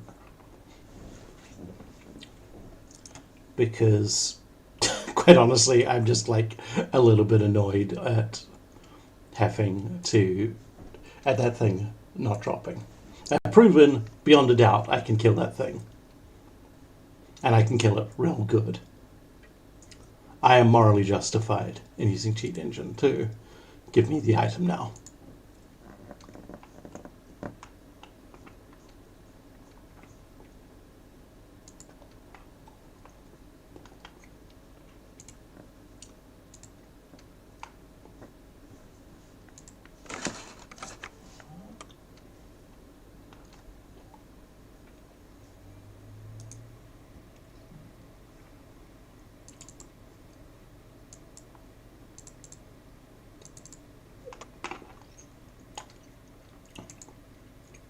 So give me a moment. Huh. That's weird. Elden Ring is suddenly like knocked off a whole bunch of hours of playtime from my time played. Bizarre. Browser files.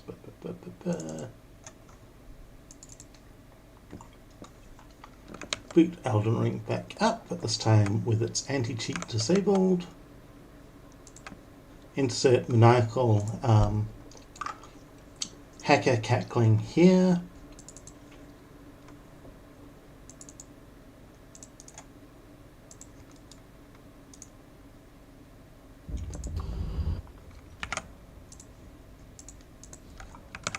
Oh no, inappropriate activity. Whatever will I do?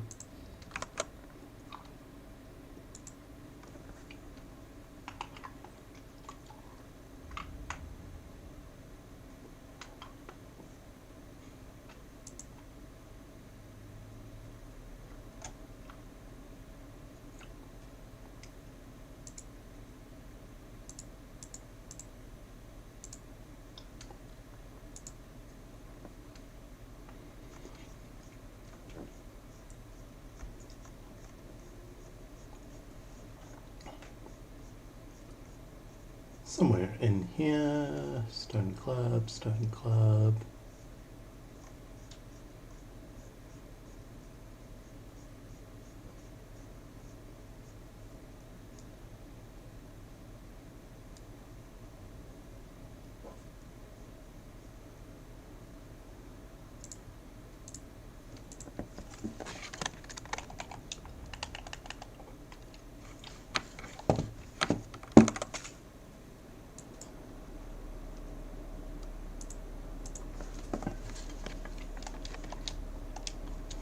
There we go.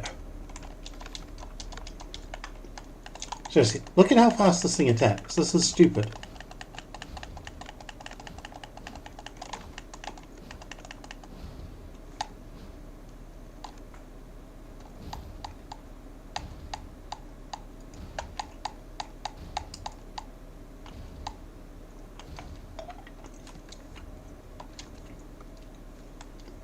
Okay, and then we go change to desktop.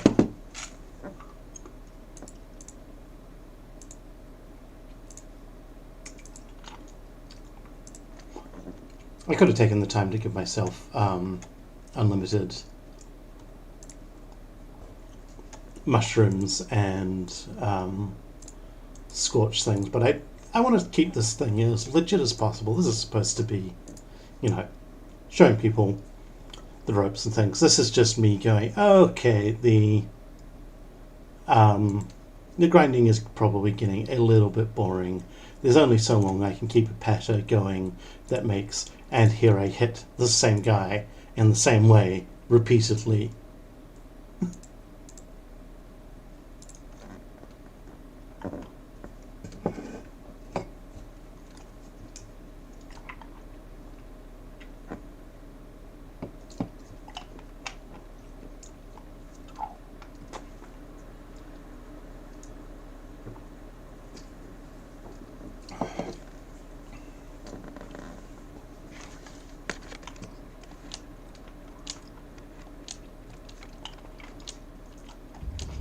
Yeah, just... I don't know about you all, but it ain't interesting for me. And if it ain't interesting for me, I can't imagine it's all that interesting for the rest of you.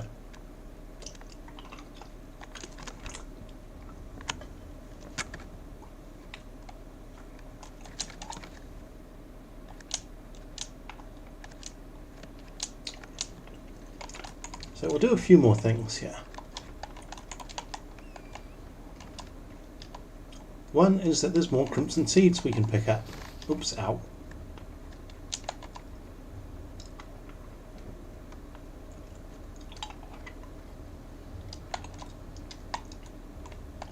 There's also this mysterious, like, teleporting boulder thing.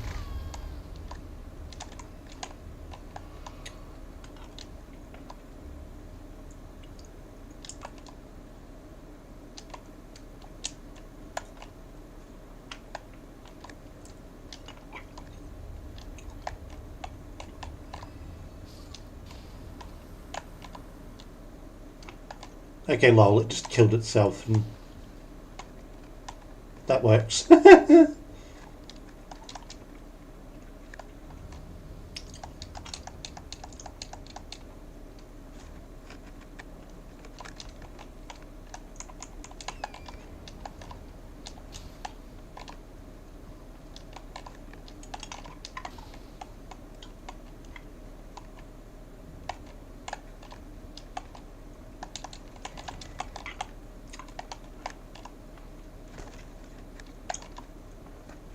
There's also some good stuff, sorcery stuff in here you can find. We aren't too interested though.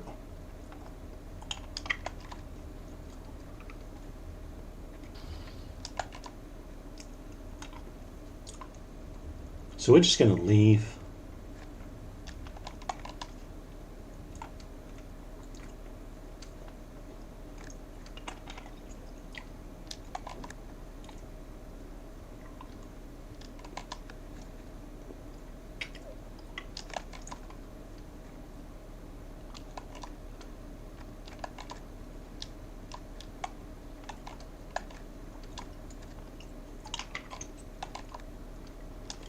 And I do apologise for some of the weird noises. I have a lollipop at the moment because sugar is good. Well, it's not, and actually in too high quantities it's fucking terrible for me, but lollipops are a way to ameliorate some of my sugar cravings rather than chowing down on way too much. Come down here though, we can pick up a bunch of nice upgrade materials, another campfire,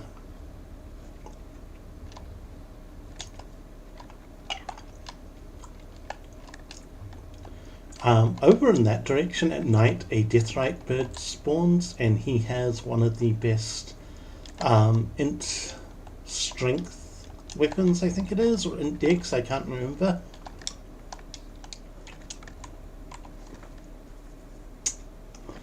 Yeah, so this guy would normally have a cracked pot for sale for us, but because we started the game with cracked pots, he does not.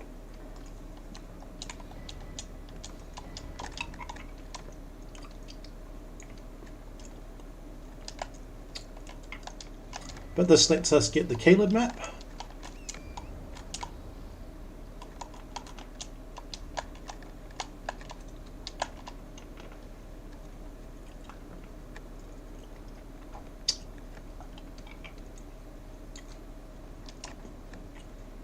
Come down here, get another golden seed.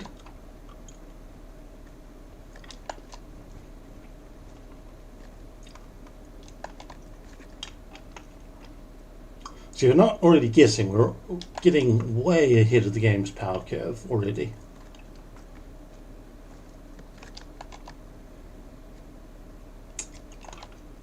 There's a dragon there. We do not want to fight said dragon, he's a pain.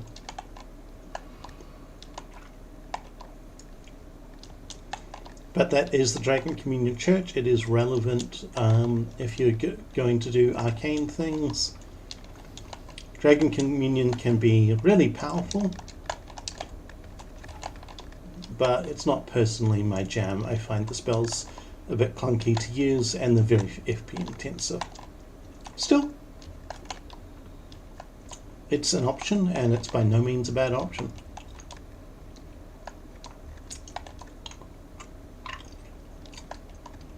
Very much one of those, just because it's not my jam does not mean it's a bad thing to be doing.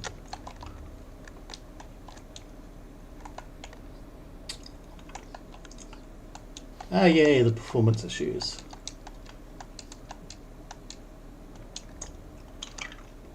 This guy is notable for having unlimited poison arrows, I thought. Maybe I'm thinking of a different merchant. He also is one of the few places you can get preserving boluses early.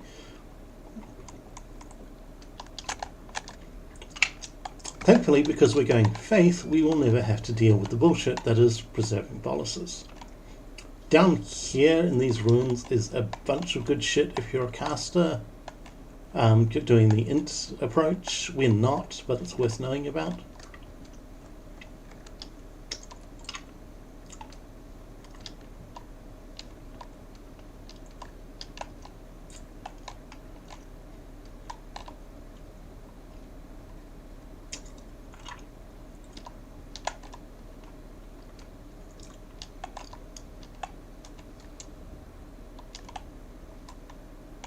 Isn't there a bloody campfire around here somewhere? Ah, there it is.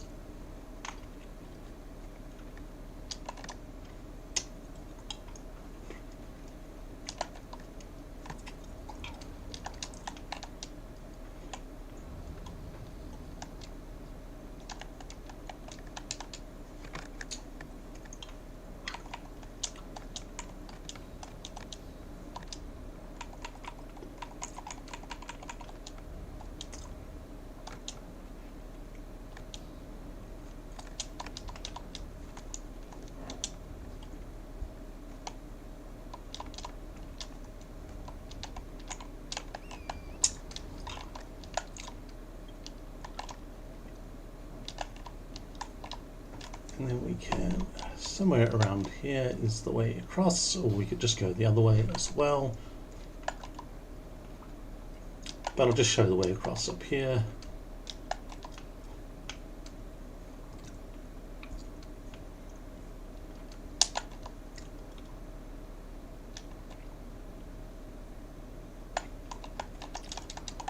Another useful little rune stash with a bunch of angry guys.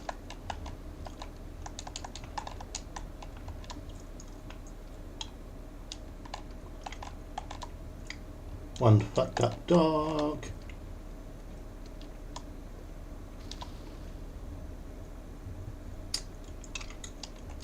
Well, this should be nothing's Dragon Barrow because we killed Gale already.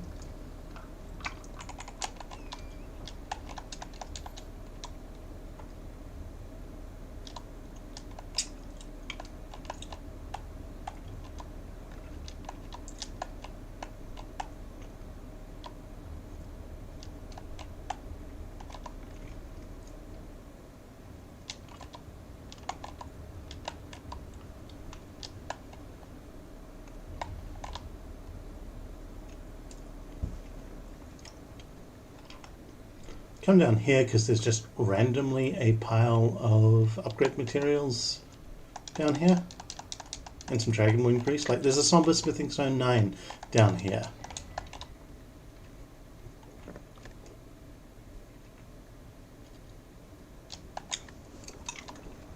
Why is there Somber Smithing Stone 9 down there?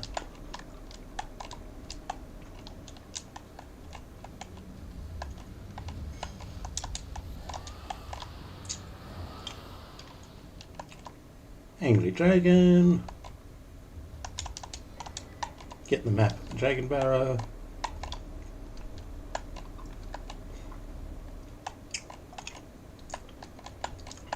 Somewhere around here there's like a Somber Smithing Stone 8 as well. Oh, there it is. I think this is an 8.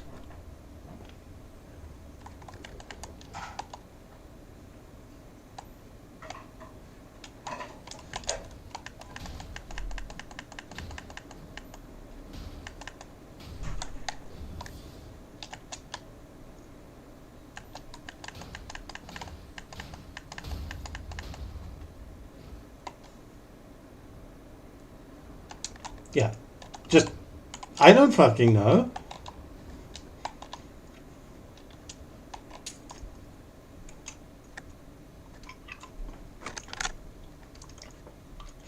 That one also blows up, so technically it can kill you, but...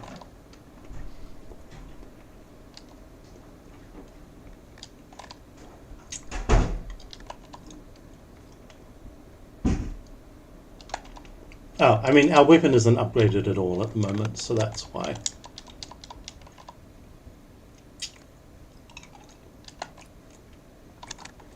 Other reason we're coming over here is this merchant is here. Yet another guy who sells cracked pots. Oh, actually, that's a ritual pot. Yeah, same diff.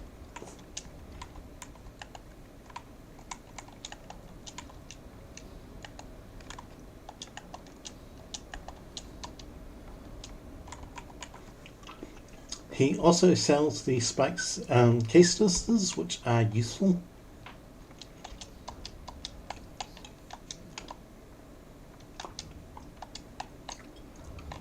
So we'll just grab them while we're here, mainly for the lols.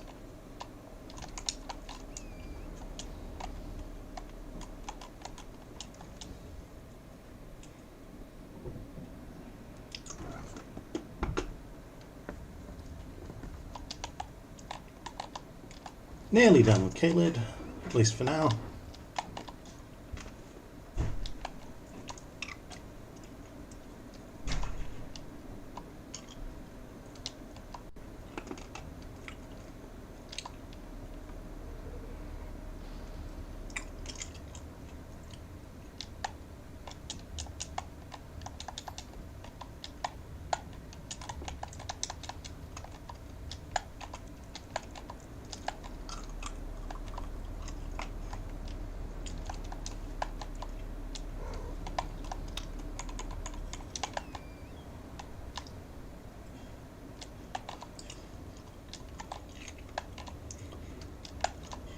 If you want to go really heavy weapon, this right here is where you grab the great sword, i.e.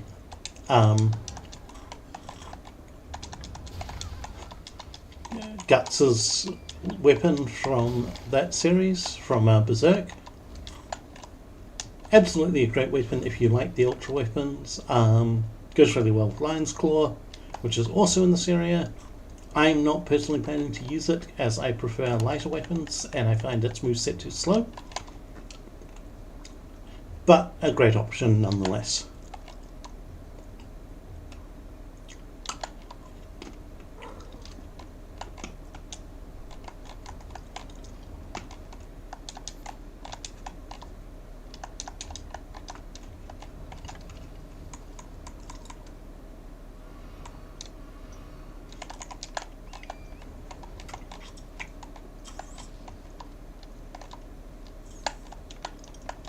My cat thinks the lollipop stick I've got in my mouth is for her to play with.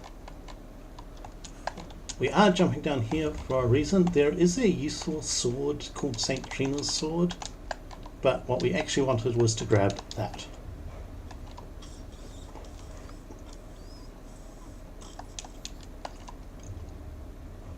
It's just a case of free upgrade materials. And actually, I'm going to run over this way.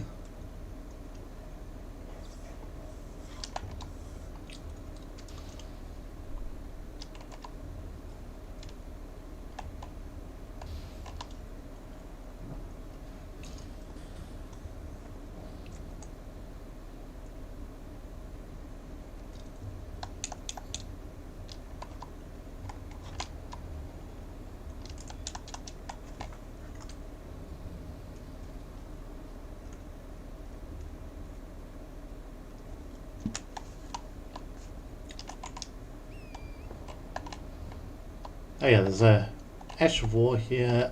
If I'm remembering correctly, this is another one of the useful ones. And this guy's a little annoying one.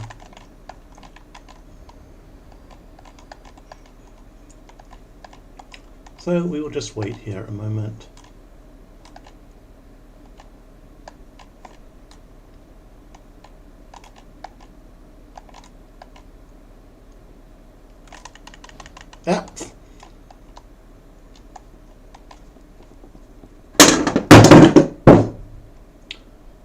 cat knocks something in the background. Well done, cat.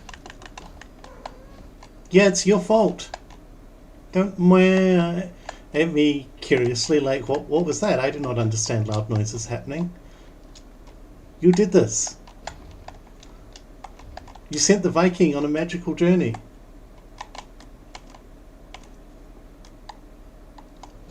Ah! God, I hate these little fucking things. Do we have something that's got a better side-to-side moveset? This will probably work better for interrupting the fucker. Then it runs straight past us.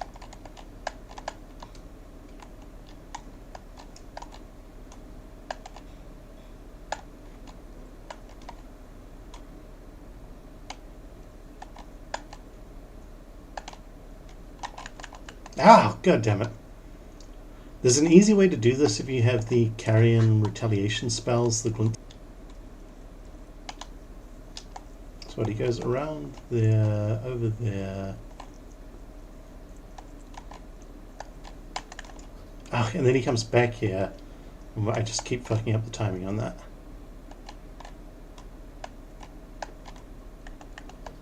So he's going around there.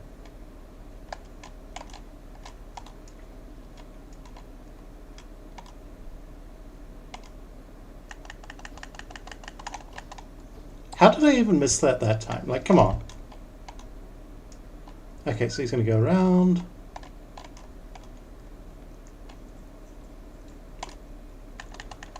Oh, fuck.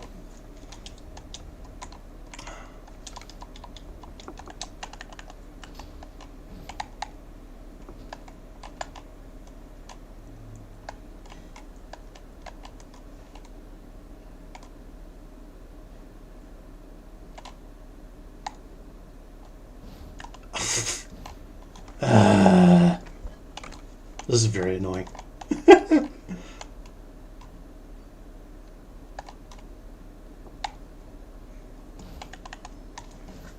Game, seriously.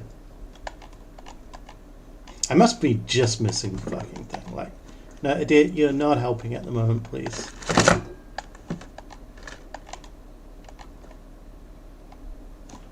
No. There we go. Okay. That was annoying. Anyway, Flame of the Red Mains. Useful little weapon art.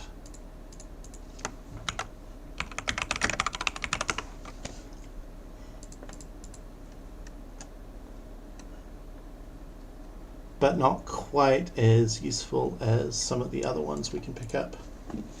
Still. Actually, we could go and get the other useful one fairly immediately now, I think. But we'll do that in a little bit. There's one called Flaming Strike, which is pretty handy. Because it's worth pointing out, there are, things do have elemental weaknesses, and you can and should exploit this if you want. That area over there is called Gale Tunnel.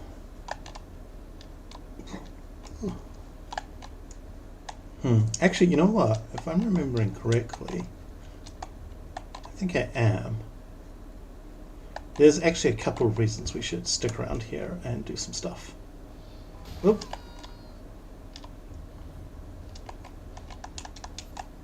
Oh hey, he killed that guy and gave us a mushroom. That was nice of him. Yeah, Flame of the Red Mains just is a nice little AoE thing. One thing we could potentially do is stick it on a dagger later on and use that to get some stuff.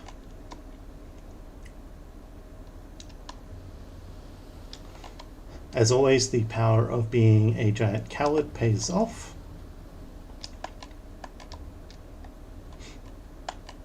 You can get so much stuff by just not engaging with things. Which is very silly, but when you make your game like they made their game. Useful spell there, Flame grant me strength, but there's actually another reason we're going to circle around here. There's a great Ash of War in here. That was... odd. I don't know why I bounced off my horse. I must... Oh, I know what it will be. No, I will have just ran into one of the areas where there's a no horses allowed aura. Or torrent. My cat has discovered that my giant squid plushie has tentacles, and she's now attempting to fight the tentacle to show off for me. In between grooming herself. She's very cute, but she's also like an idiot. Yeah, this guy drops the Ash of War called Lion's Claw, which is very useful. Oops. Ow.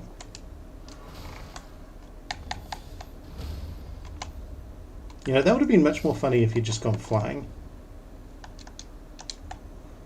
Warming stones, by the way, you can use them to heal yourself in an emergency.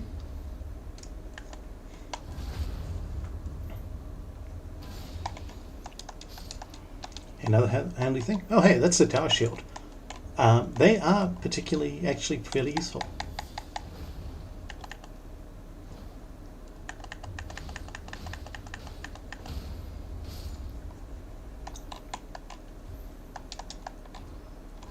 Ow.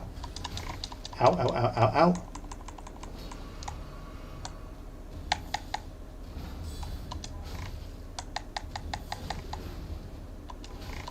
You're just cheating, my guy.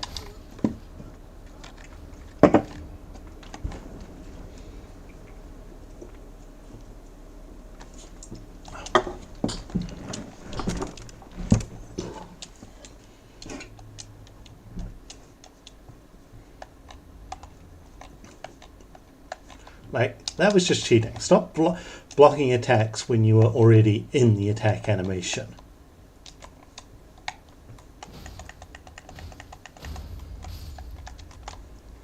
This would be easier if we'd upgraded our weapon, of course. But, you know, that going back and doing that would be sensible.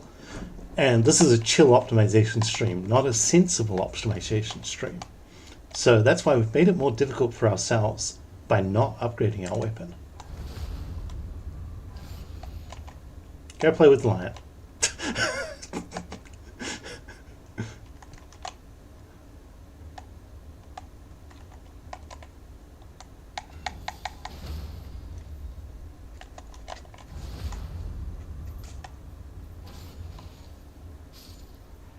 Ow.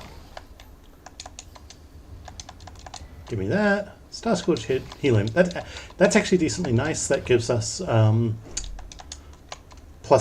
strength if we want to put it on, which early on is not insignificant. It's not very useful in the long run. It's one of those, oh, that's something type things. We aren't going to fight these bozos though. We are just going to go over here and go whoop. Zoidberg noises.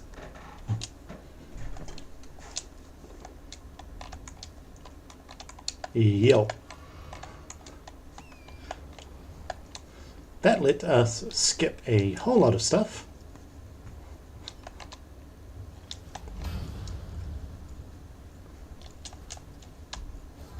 Ow.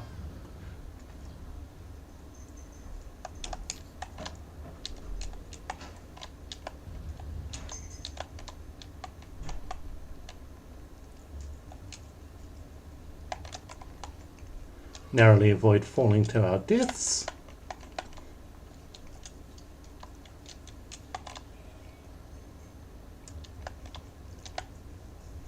Avoid fighting these idiots because we're not interested in them. They're smelly. Oh! That's amazing. How did we manage to pull that off? Oh dear.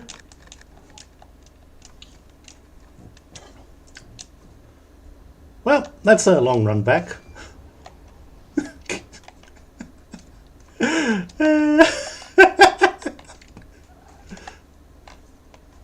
You know, let's go upgrade our weapon first before we do any more of this shenanigans. There was a reason to go all the way over there.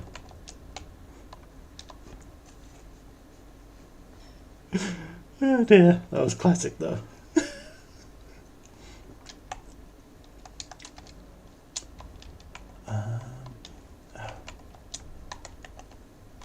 I don't know why those ones can't accept you selling stuff. It's really annoying.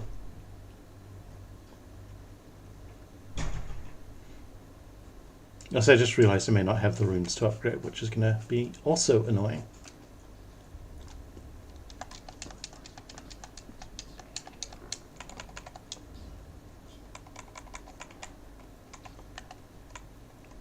Oh well, we can just sell the dragon wing grease. We don't care about that.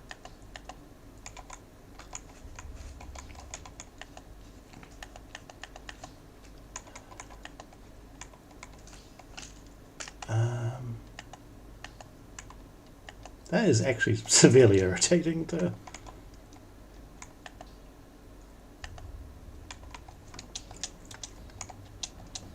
Let's just get rid of some of this dropped stuff that we do not need. Okay.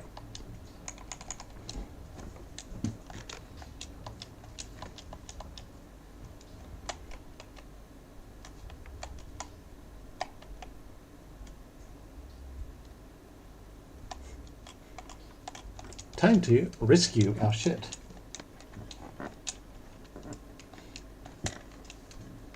And yes, I'm aware we only upgraded our weapon once. It'll still make a difference.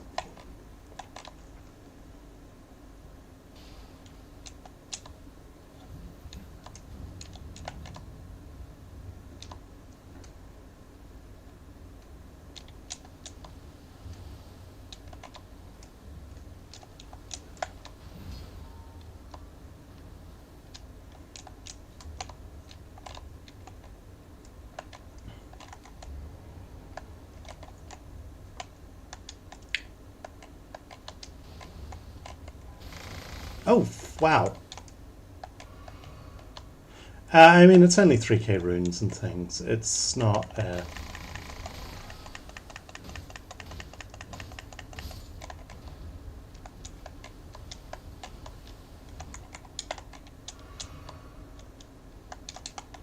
It's really not a huge issue. We're actually trying to go over there because there is a useful Ash of War called Flaming Strike that we want.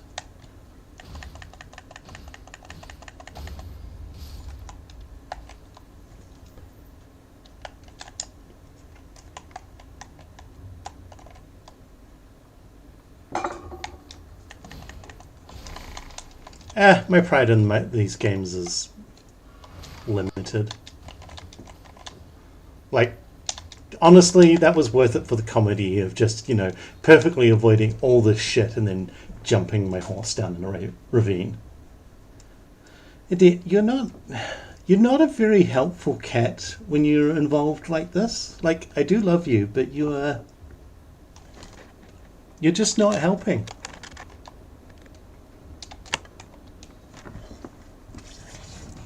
You're kind of in the way. I'm afraid it's true. I stick you upside down in my lap where your belly can be rubbed. Give me one moment, actually. I just want to fiddle with something. Yeah.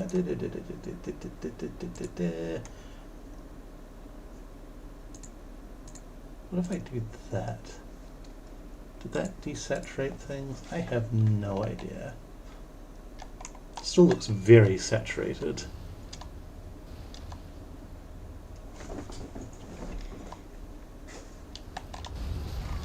Ow!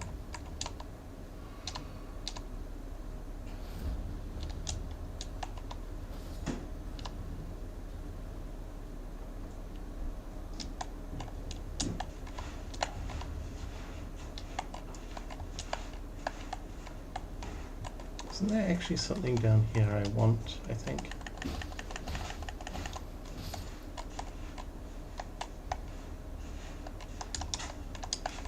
Oh, well, yeah, that's good.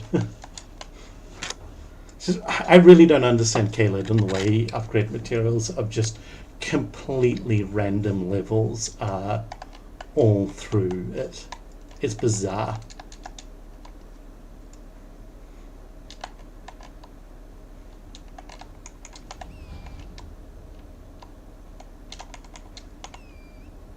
Oh, well, speaking of my pride, I don't even understand what happened there. Like, that was twice my horse just did not come out.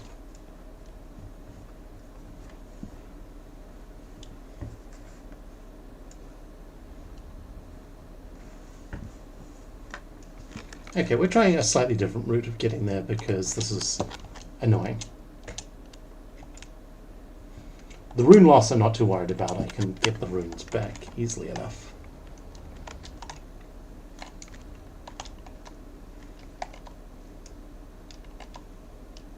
Yeah, first time the giant shout interrupted. The second time, I think the chain or something was in the way, so it didn't let me hop on my horse properly. Either way, goddamn pain.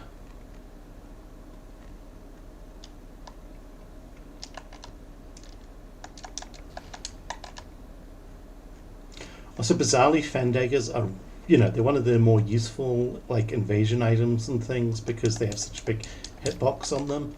But they are super limited unless you get patches all the way to the end of Patch's quest line.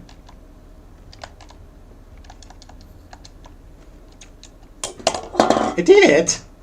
My cat she's in my lap now and she just like reached up and smacked a Coke bottle over. She's having fun like attacking my arm from her lap. She's being sleepy, restly, like she just wants to playfully fight with me. But not particularly enthusiastic, not over. Oh, no, she just got the zoomies.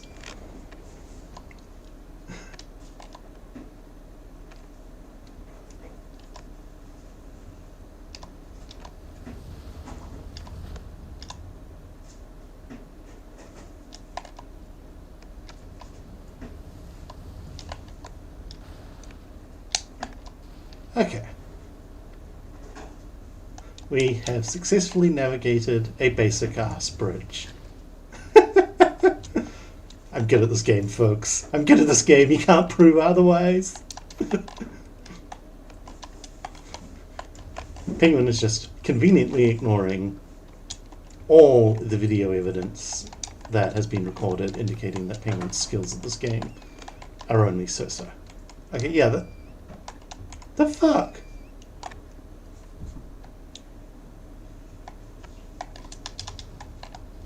That's weird as hell.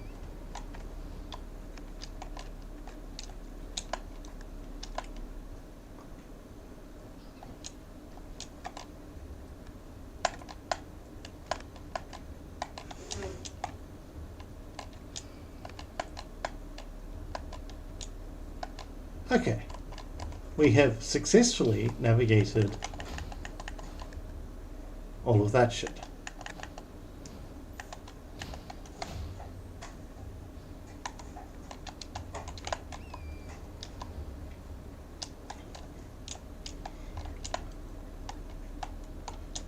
And we picked up a bunch of runes in the process because things keep committing suicide for some reason. Which is just very funny. Oh yeah, it doesn't open from the side. I forgot that.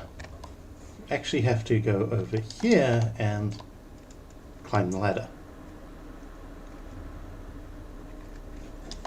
I just want to grab the campfire inside here so we can walk back easily. I don't really care about doing stuff in here. There is, I think, a variety of like upgrade materials and stuff, but it's not really important.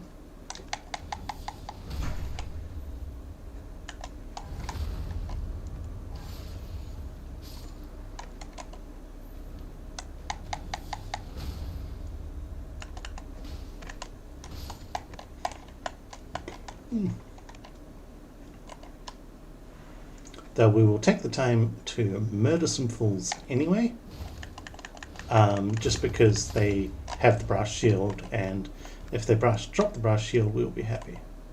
That guy looks like he might be trouble. Of course, going to fight him.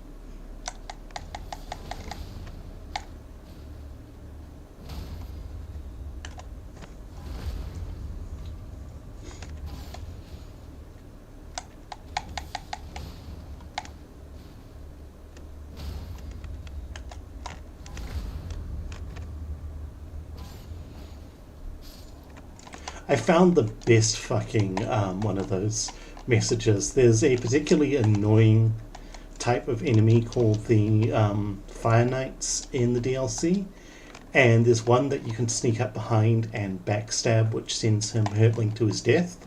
And I found that somebody had put a message saying with the point down emote saying "Seek seller, dastard" underneath the guy.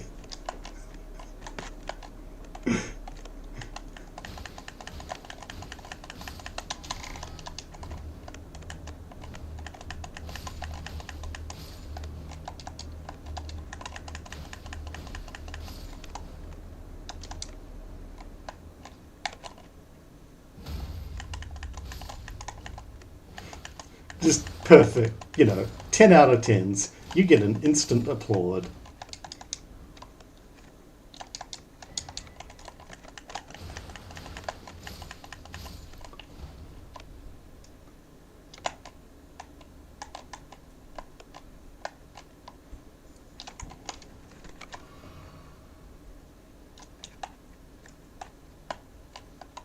Possibly not remembering where the damn campfire is. Oh great, it's a perfumer. You may also notice, by the way, that this stamp upward cut thing keeps letting me tank through attacks. That's one of the big appeals of it. Like, it also gives you damage resistance during the stamp.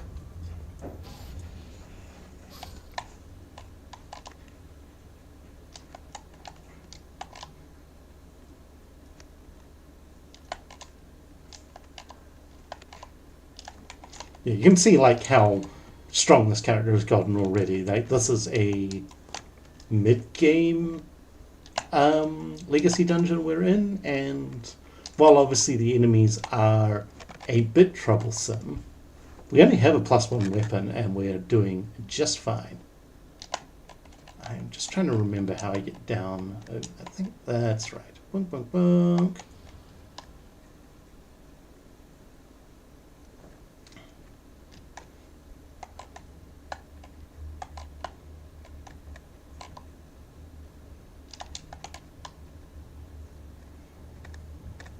Yeah, and as you can see, any humanoid type enemy, it just smacks flying into the air, which is incredible.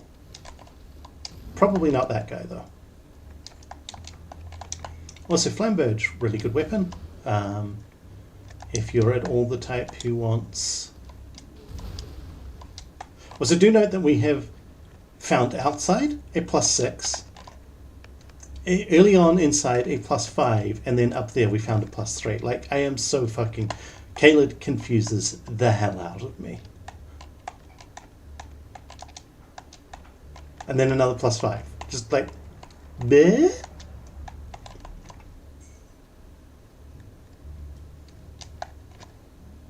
Bye, George. That guy's named George now, by the way. He looks like a George, so he's a George.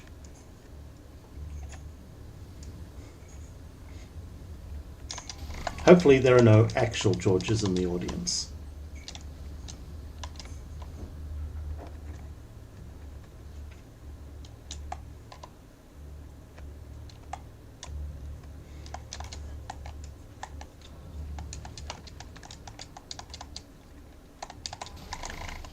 I was wondering why it wouldn't let me sit down.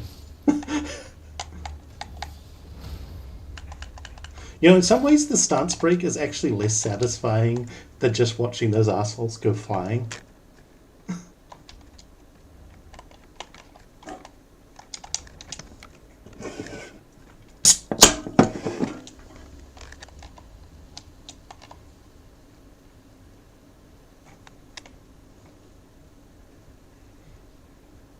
Okay.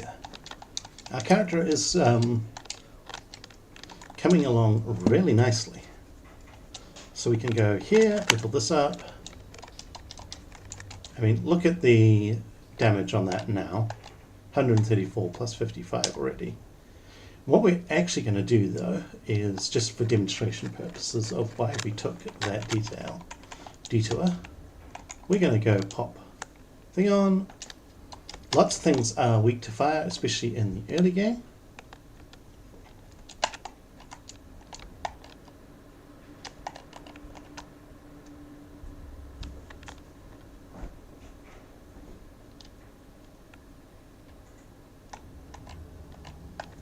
Wait for him to bow,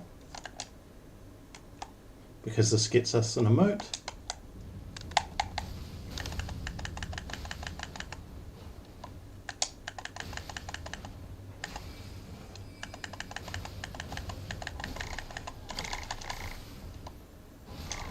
Oof.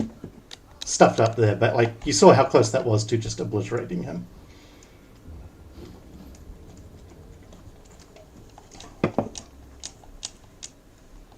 And I only muffed it because I ran out of stamina.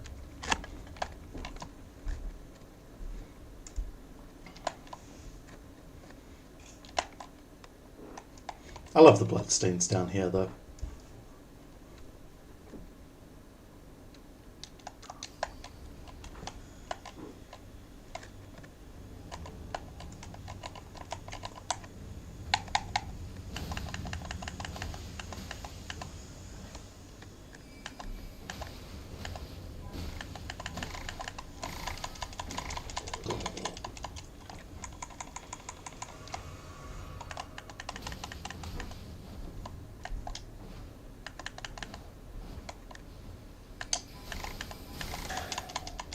This would be easier with more poise.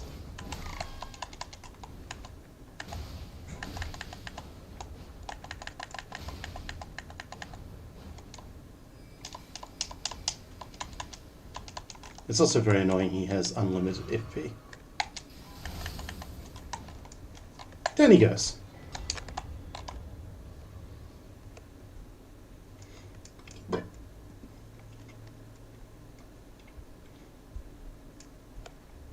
Anyway, that is why we went to the length to get Flaming Strike, just because having, the ability to do that and then ignite our weapon and add a bunch of fire damage, and it's still got good strength scaling on it as well. Despite saying, D, it's just good. It's doing 300 and something AR right now. Okay.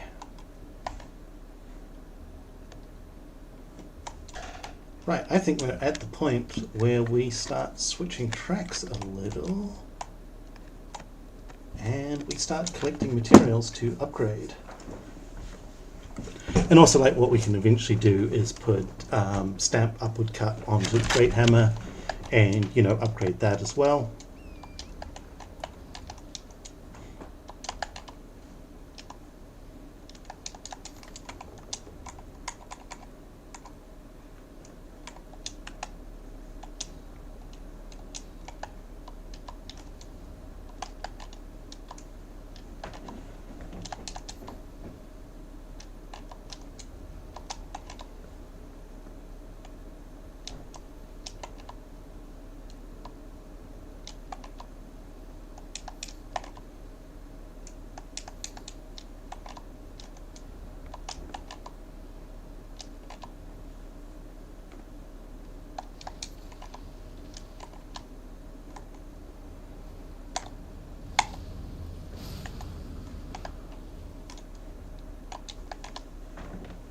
Poor bear. Grab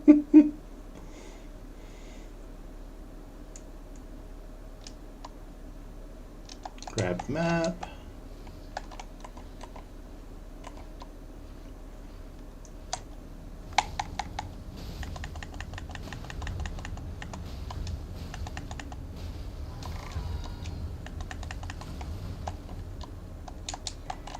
Grab the cookbook.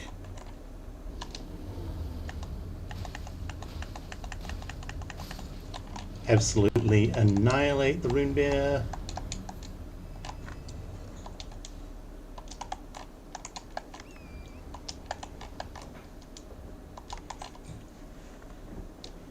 We go over here because we need to actually set up our Flask of Wondrous Physic. We haven't done that yet. And this just gives us a couple of nice things. You can make the Wondrous Physic heal you. I'm not a huge fan of doing that. Though it's worth pointing out that if you want to go that route, eventually you can set up the Wondrous Physic to just be, this heals 100% of your HP, which is far from, nothing. That's actually quite a lot.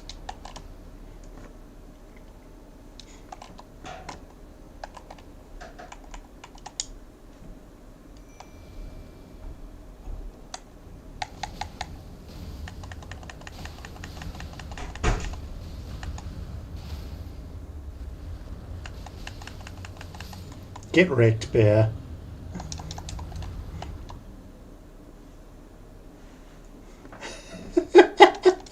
That poor fucking bear. Just absolutely obliterated. Axe Talisman is great. You can use it to increase your damage on charge attacks. Just really good. Part of the reason why I put Flaming Strike on this, by the way, is just because, look at how fast I attack. And when I've got all that extra AR,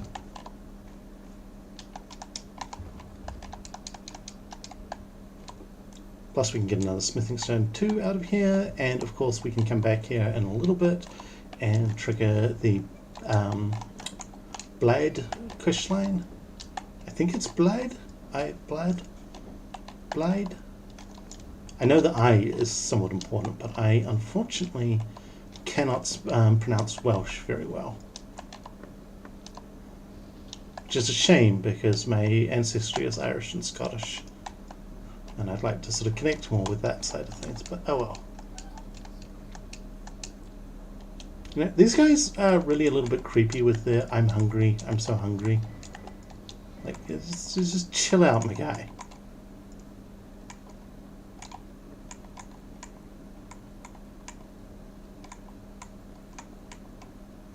Blythe? Okay.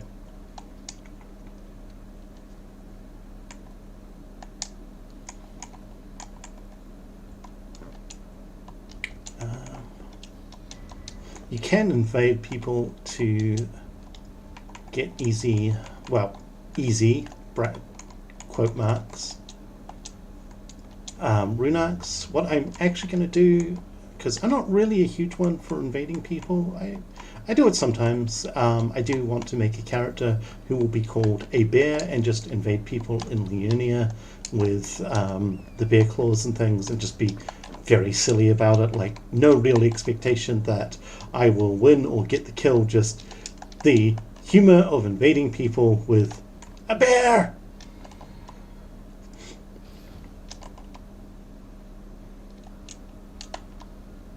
But we're going to come along here. Oh, hello, Otto. My other cat has come to see me. My guy, let's...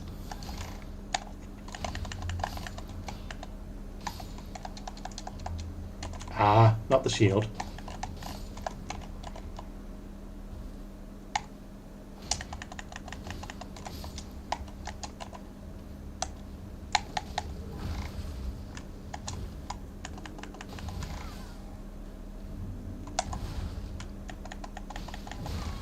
Ow.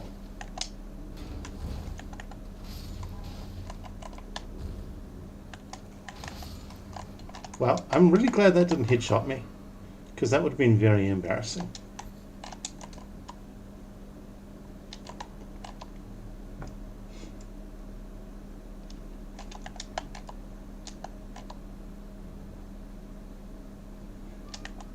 One thing we do have to be careful about in here, though, is because we have a flaming weapon, if we touch those barrels, they will all go up. And while this will be funny, it will also be very embarrassing.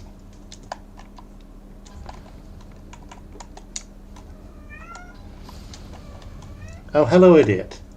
I was wondering why I was hearing loud cat noises in the background. And then, ow! One of my cats has just come into my room carrying a ball, and the loud cat noises were to tell me that she's very good, and she hunted it, and look at her prey. Did you hunt this? It did. Oh, you fearsome. Oh, where'd it go? Oh no. Flashbang boom.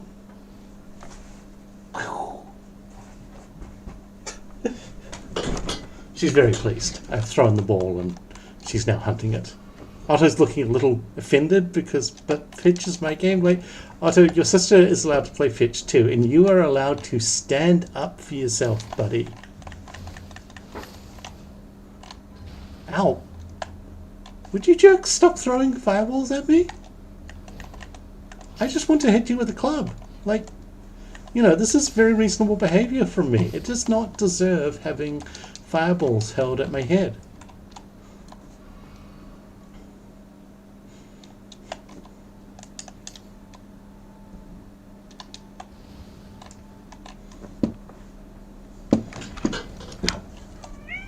Yes, I'm well aware that you have just come back in and brought another ball with you. We're very proud. Chat is proud of you too. Everyone recognizes your fearsome hunting skills.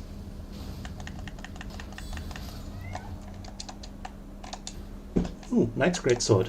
I believe that's one of the better greatswords that you can get, actually. I think it has a unique moveset, if I remember correctly.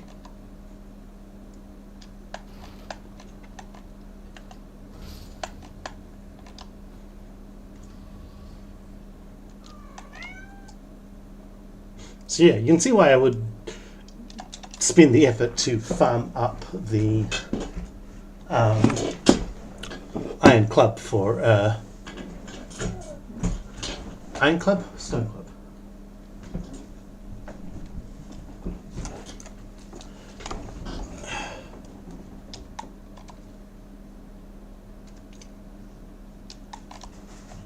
For a character, it's just a really good weapon. It has good reach, it attacks fast, it does good stamina damage, and it scales really well with strength. And it takes a whole bunch of Ashes of War, which means that we have a lot of ways to, you know, be flexible with it. What we'll probably do is put Stamp Uppercut onto the large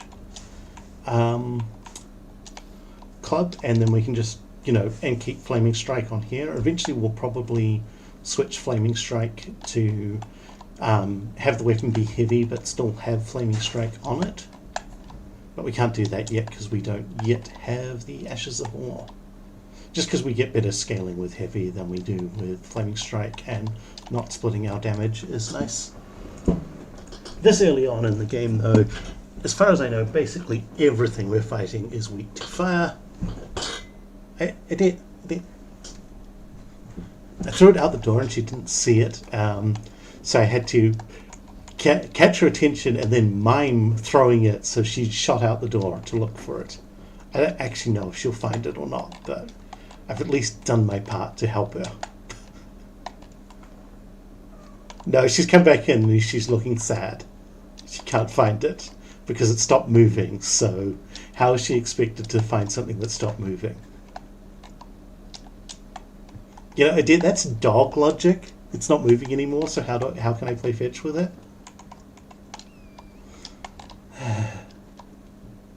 I love my children, but they're idiots.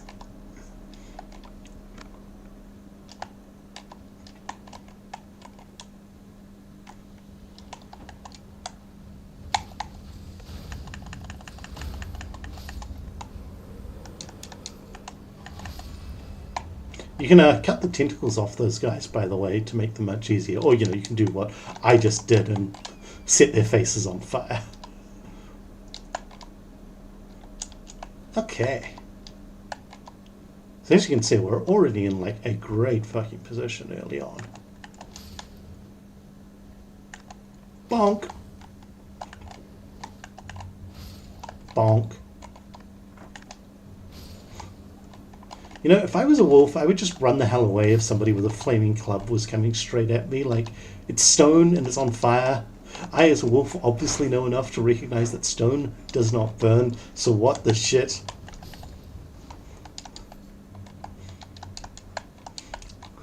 Other reason, by the way, for Flaming Strike is obviously that bit there is just a nice AoE.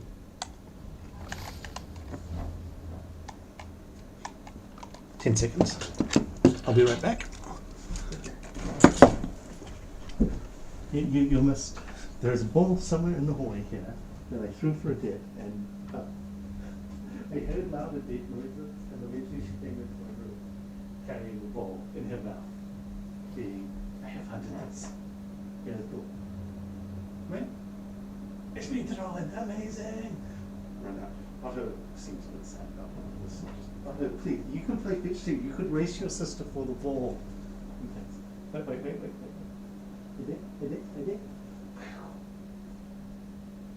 She's not very good at finding it, by the way, if it stops moving.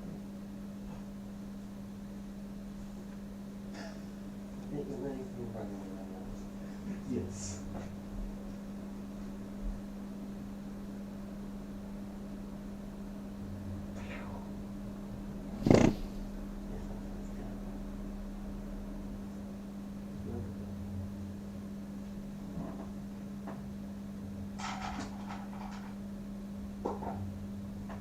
They always consider it. You can play pitch too. Like, your sister brought the ball and started yelling for pitch. She made it very clear she wanted to make fetch. What with the walk into my room with the ball clutched in her mouth and the loud, look, I hunted this, I am fearsome. Dit.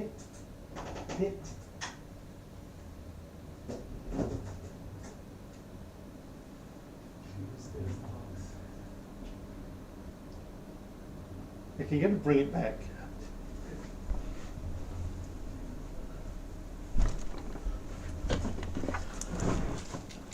Okay, and I'm back. Sorry about the delay. Yeah, from here, basically the next thing we do is we start clearing out Weeping Peninsula. There is various dungeons and things we can go through. We aren't really going to go through most of them. And that is simply because they don't have stuff that we want in most of them. But there's a couple that it'll be worth doing things with.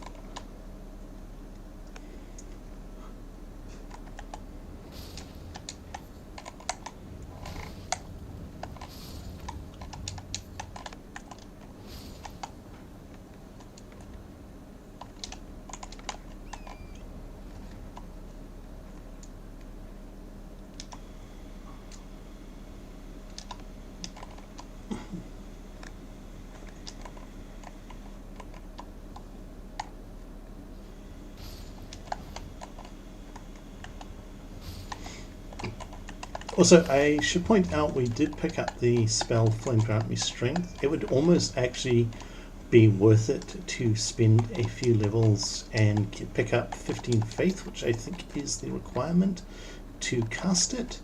In fact, probably will be my next goal. The reasoning for that is that it gives 20% physical damage boost for 30 seconds and a stamina buff as well. But it also gives 20% fire boost. So when we're using a physical and fire weapon like this, that's quite a significant boost in damage.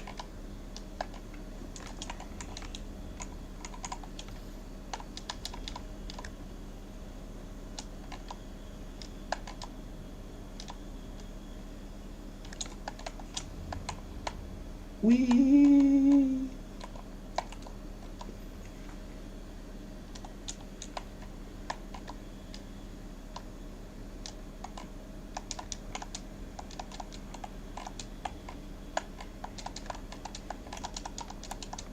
The other reason to invest some faith early is it puts us close to unlocking some various useful, it unlocks some other various useful spells that we can learn fairly early. Beast Claw is one of them. Bestial Regeneration is another. Sorry, Bestial Vitality, I think it is. I cannot remember.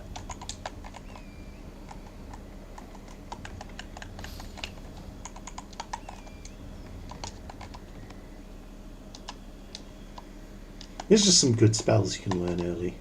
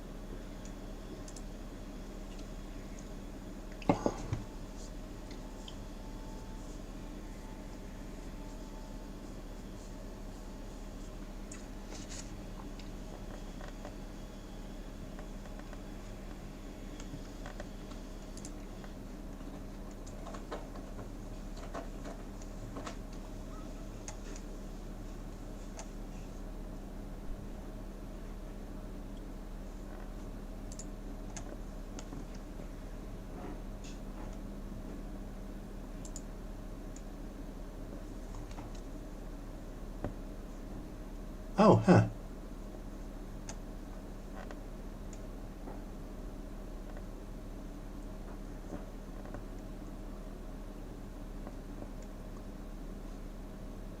Interesting. Sorry, I'm just getting distracted looking at stuff.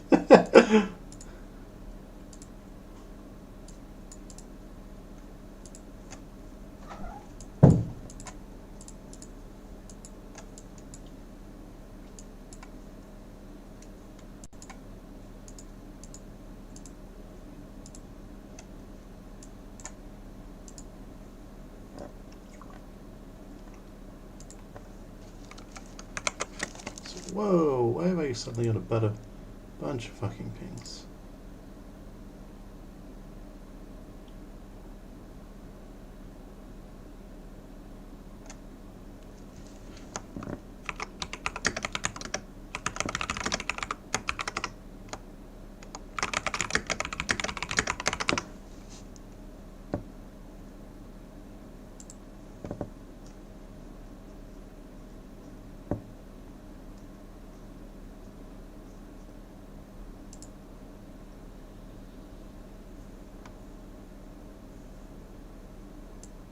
Yeah, I'm not sure why I've got a stream delay the way I do.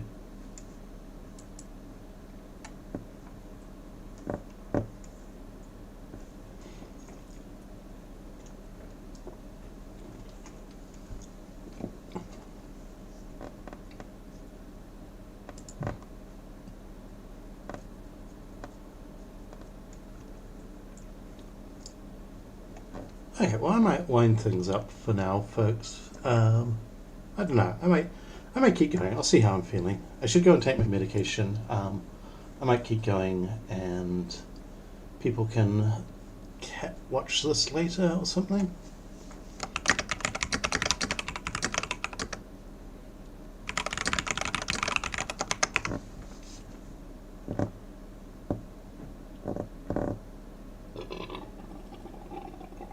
Ooh, excuse me.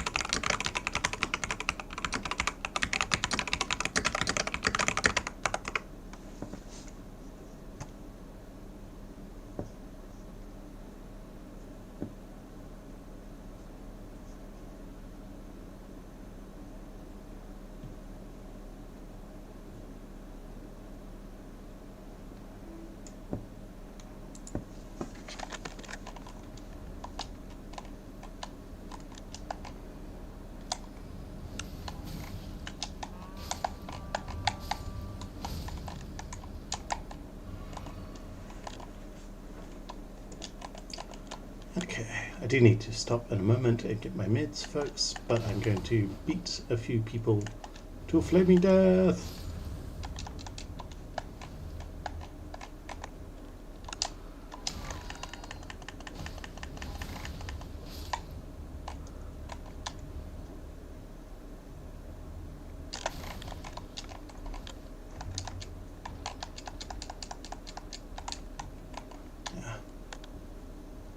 The great EP has been found.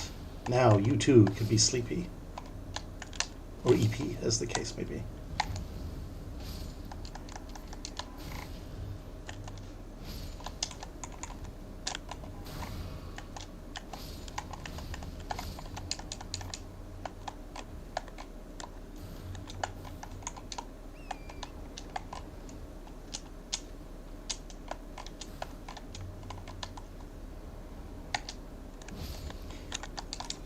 Important note for casters is this Royal House Scroll has one of the best spells on it in the game. And that is Carrion Slicer. It does require you to get up close, but like, that thing is nasty. Ow.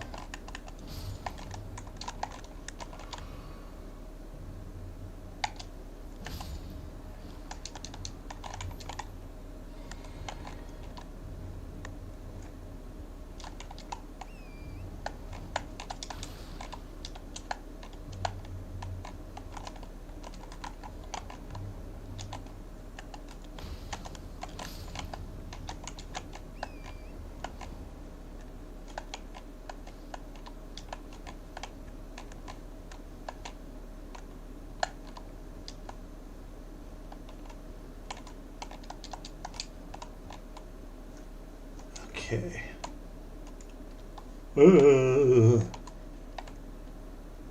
What am I looking to do next? Ah, yes, right. It's actually something I should do down here.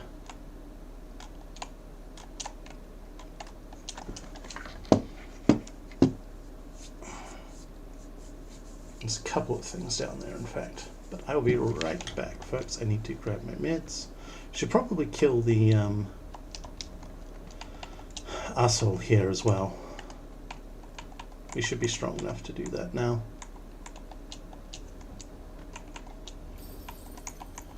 Arsehole's a technical term, by the way.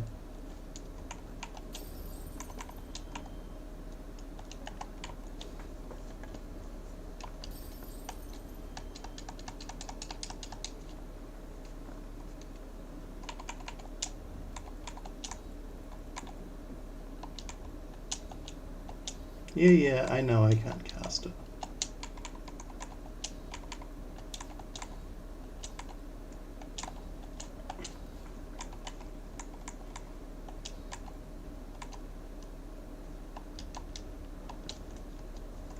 I really wish I'd actually thought to put the points into faith early, but I kind of forgot that Flame Grant Me Strength was a thing, so that's embarrassing.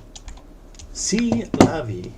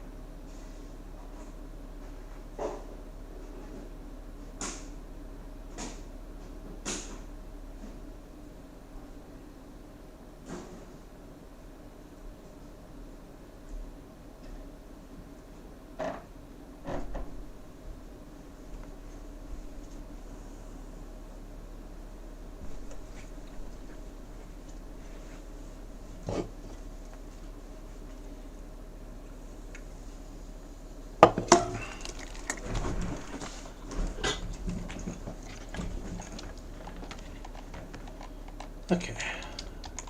Blah, blah, blah, blah, blah. Let's go get this arsehole, eh?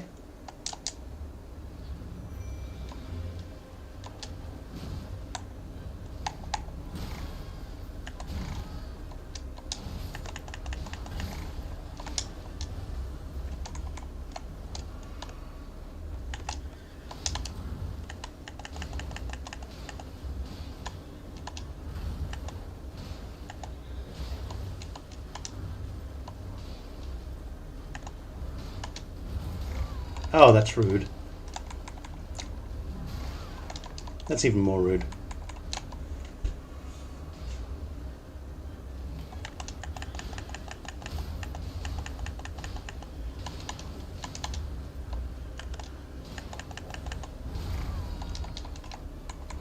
And that one I entirely deserve.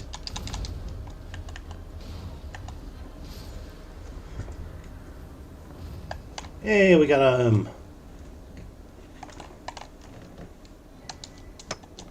We also get the golden halberd. Can't use because, well, it's fucking heavy. It's actually less the strength issue that's an issue, and more that we cannot meet the holy requirement at the moment. Ugh. Actually, I might need to end the stream shortly too, because I am tired. Still, I'll show a couple more things just quickly.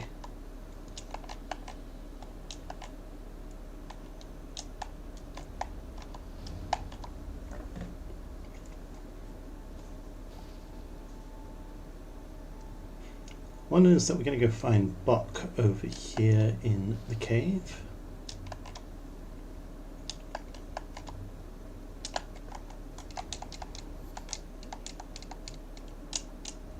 Just check I didn't leave anything behind that's important on this guy.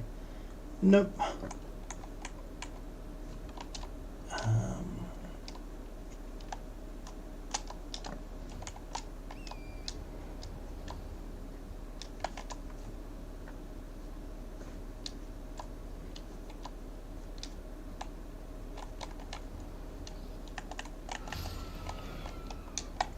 I kind of love to cap this off with fighting Margit, but I'm going to be too tired to do Margit tonight, so we are going to wrap this up shortly. What we're going to do is we're going to run through the dungeon here really quickly.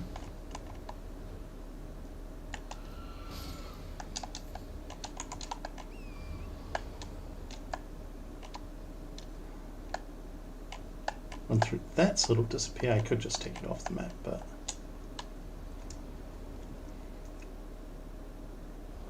unfortunately, I haven't yet bought a lantern, so I can't see good in the dark here.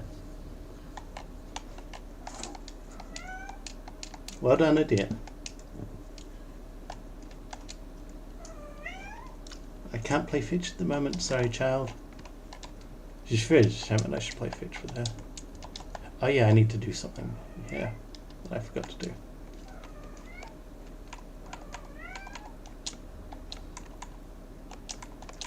This is just a decent, like, way to start things with the physic, and we can just put it on here.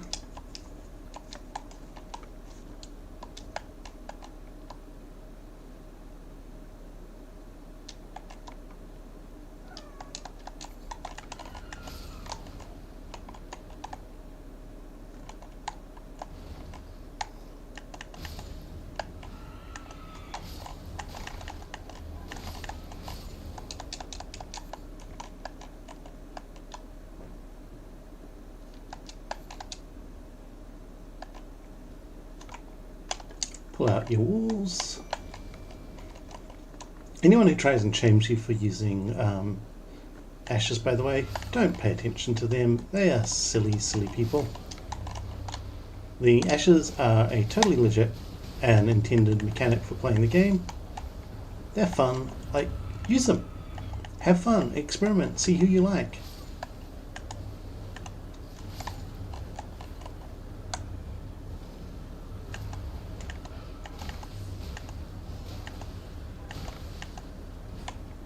So I love how dramatic the music here is for us just proceeding to beat these poor assholes to death.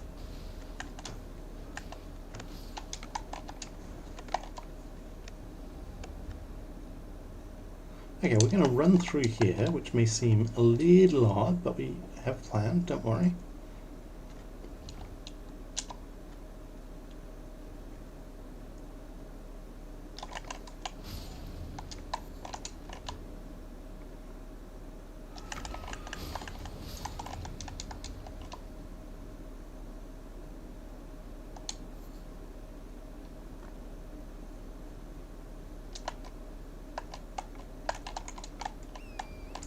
And that takes us out here.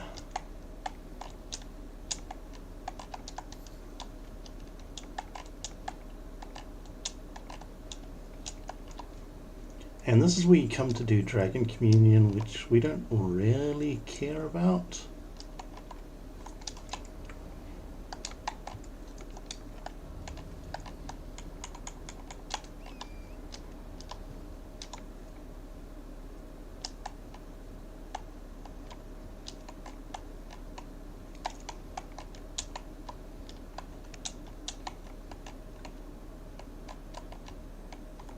There's a scabbard down here. Scarab. And somewhere around the place there are also some smithing stones.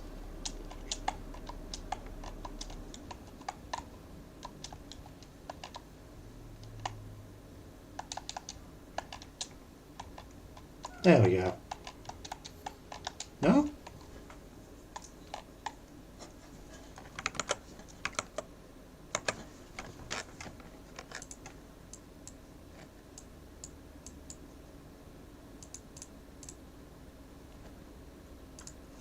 On a high rock near a cliff, apparently.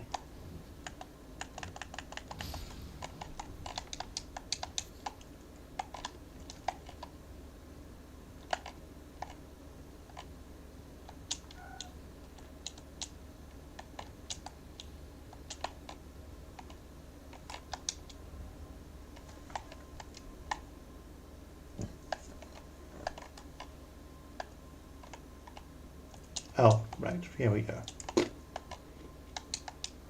No? Still no?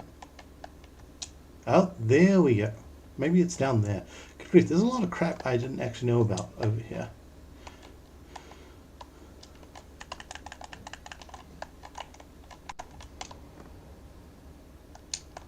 There we go.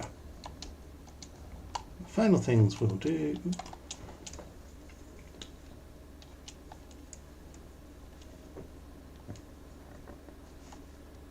And my game just crashed to desktop. Okay. Elden Ring.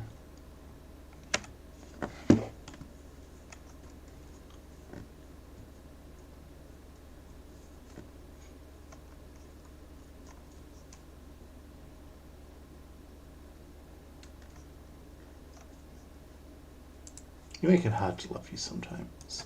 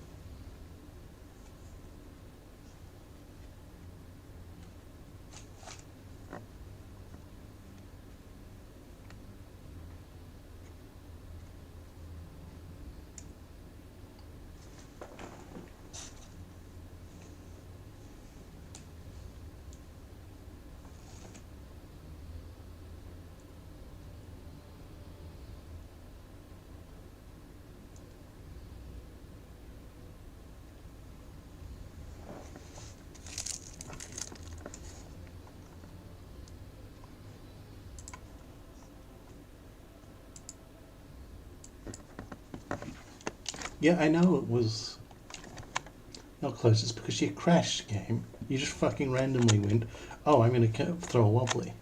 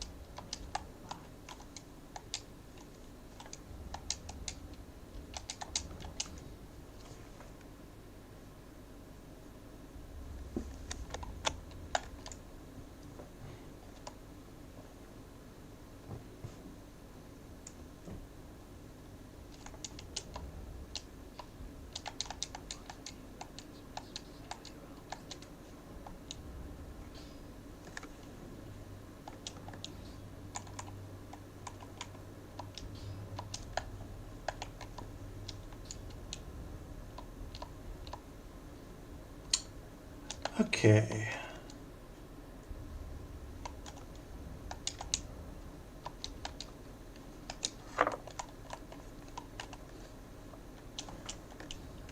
Good grief, that's very annoying that it just like randomly crashed the desktop.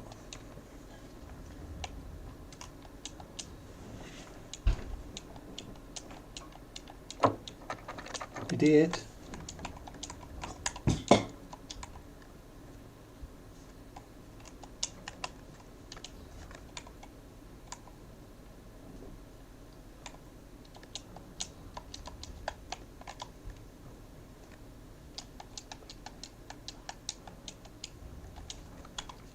I'm just going to buy a bunch of these because they are surprisingly handy. And unfortunately, what would make a great sidearm option is locked behind the DLC. It's always nice to have some ranged options on you. The holy pots we're going to save for later. They are for beating up a couple of side bosses.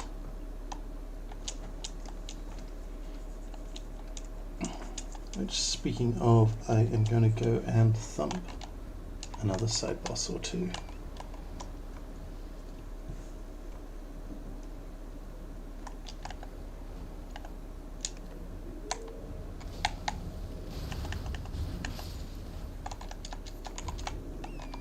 Donk. Get donked on.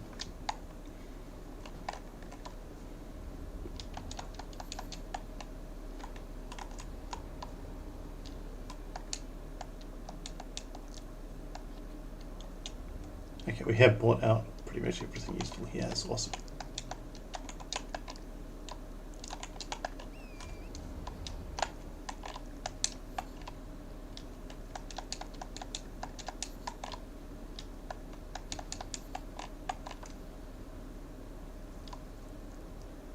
Run past the undead.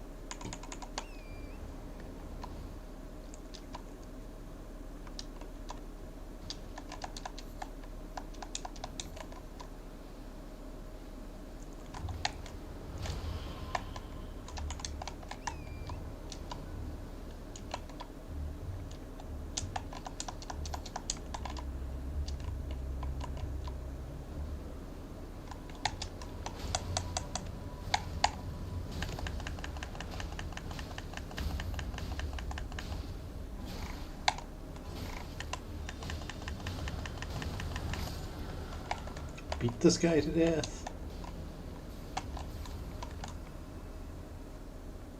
Get a death root and ashes we're never going to use, but the those ashes are cool, at least, because they will keep reviving as long as they don't get hit with holy while they're down. What we're actually going to do though is come down here, say hello to the friends, mini dogs.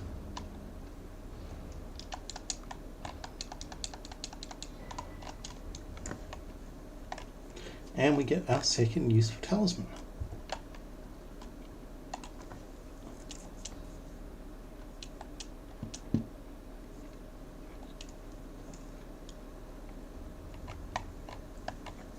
And then we can come over here. It appears to be nighttime, which is good for us.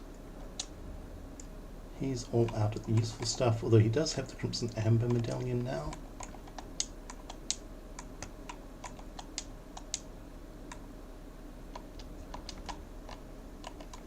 The main thing we care about here is that this arsehole is now active.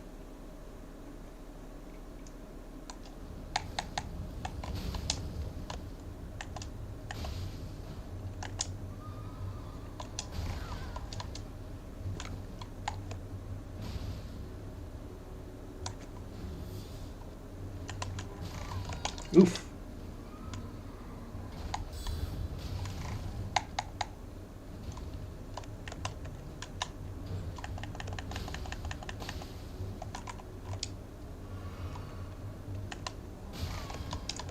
Well, I was asking for that one.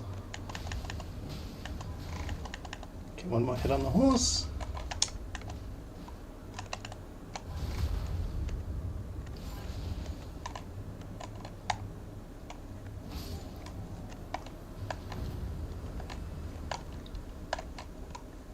We've learned barricade shield.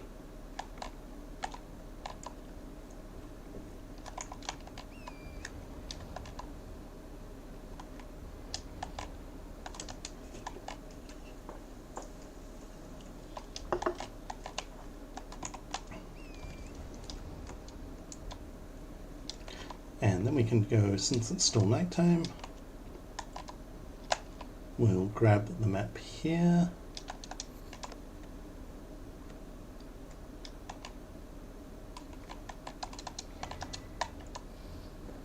There's a crimson seed over here. Crimson seed, golden seed. Here. And then we'll go deal with this thing. You may have remembered that I had the holy pots.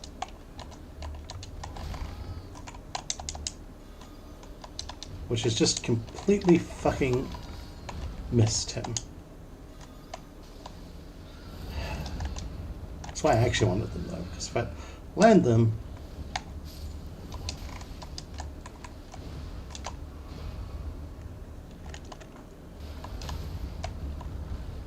thank you, Golem in the background.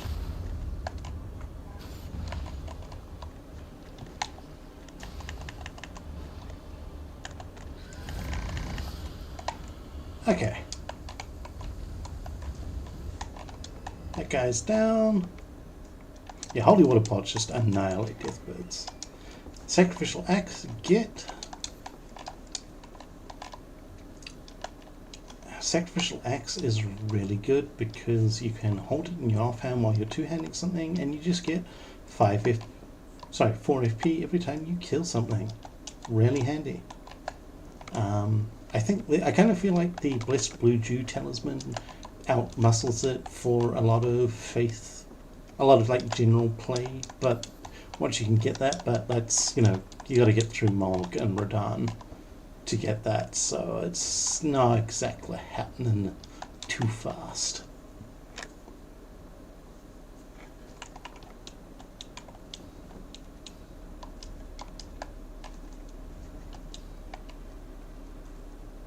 I think I want to go and batch one more boss to death while I remember it.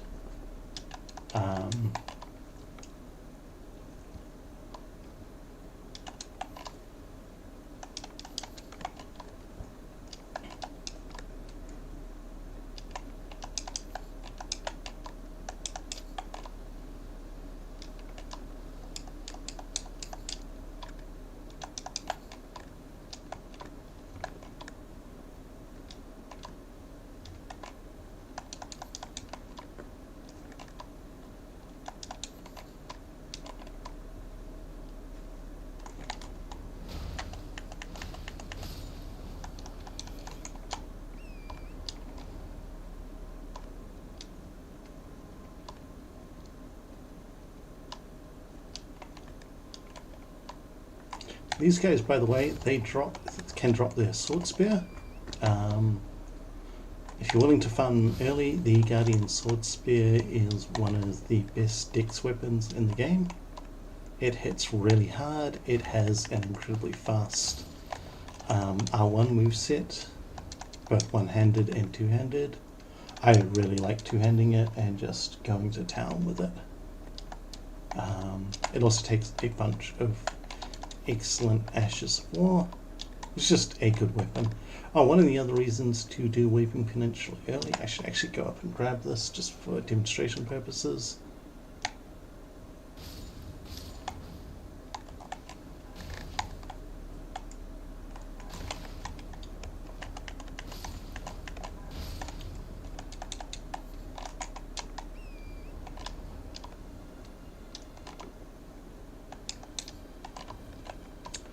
Is that Weeping Peninsula has 3, not 1, not 2, but 3 bloody sacred tears in it, which is just ridiculous. Also for golden centipedes, which are absolutely not fucking ominous at all if you know anything about Kikari or have played Sekiro.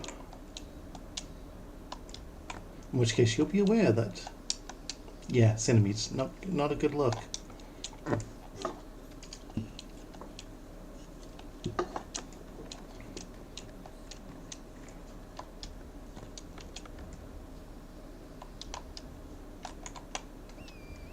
Not a good look. Bye, guys.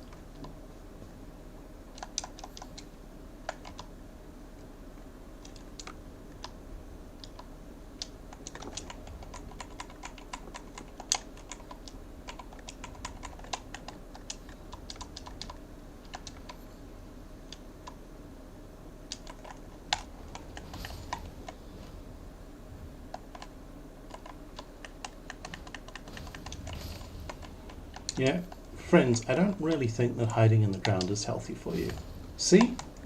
You hide in the ground and some absolute psychopath with a hammer, well, with a club. The club just ugh. My tongue will start working anytime now.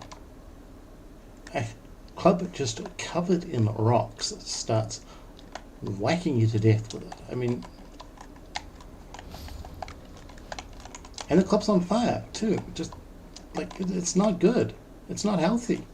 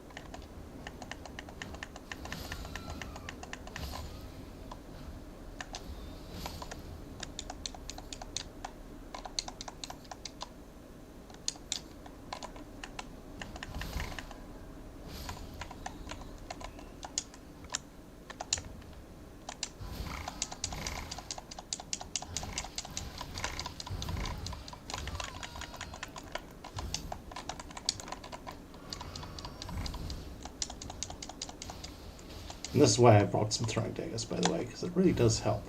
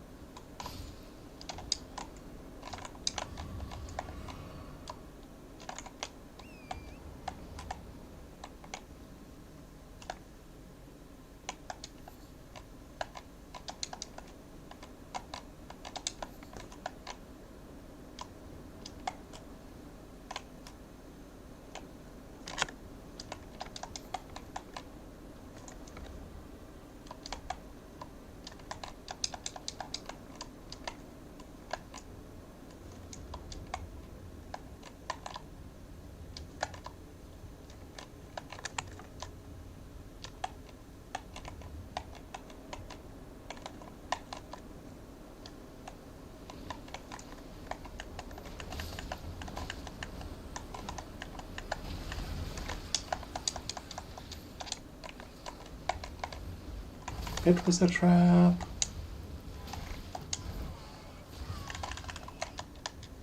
God, they're annoying. This is one of the reasons we also have this, though. And no poise, because, yeah. We need more boys.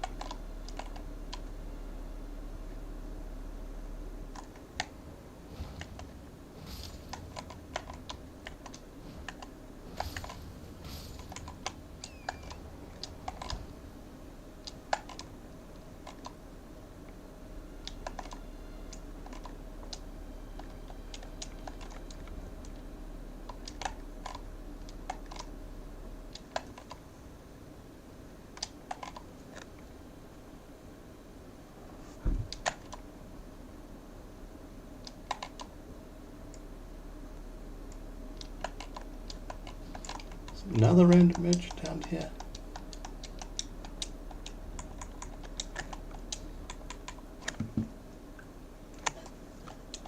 He sells the lantern though, which is great. We love lanterns. He also sells stone sword keys, which we are going to need a decent amount of.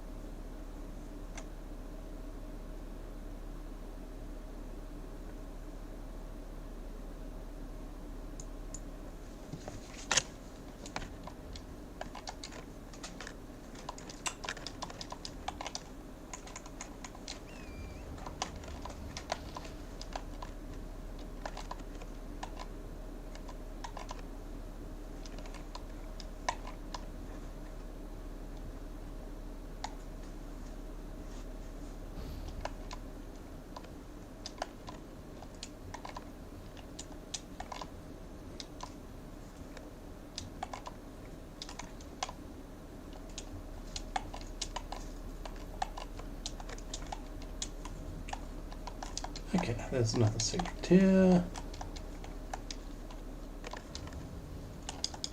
We can also mix a slightly more useful physic.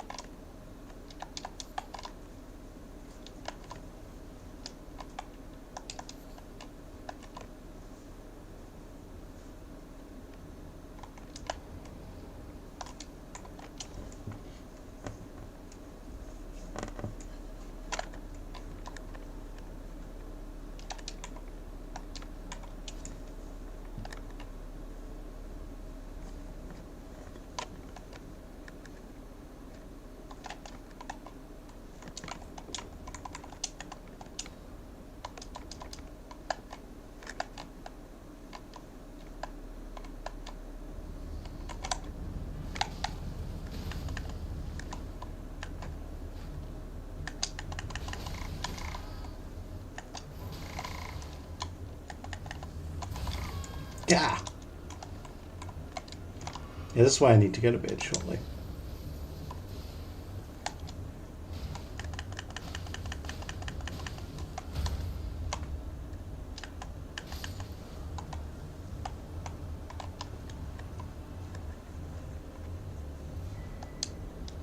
Oh no, the Sky Seal. We already have the Soul Seal. This game is very silly in that regard.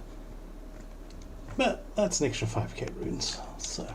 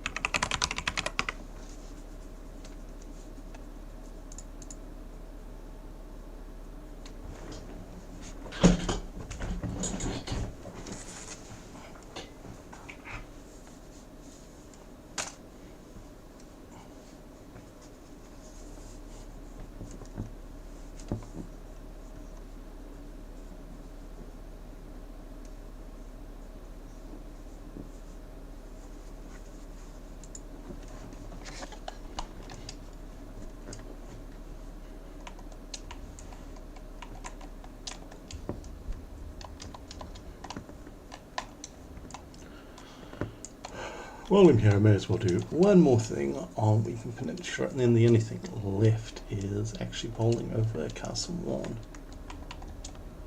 How many of these do we have? Okay, we need like 3 more, which I'm pretty sure Castle Warn would give us, but okay.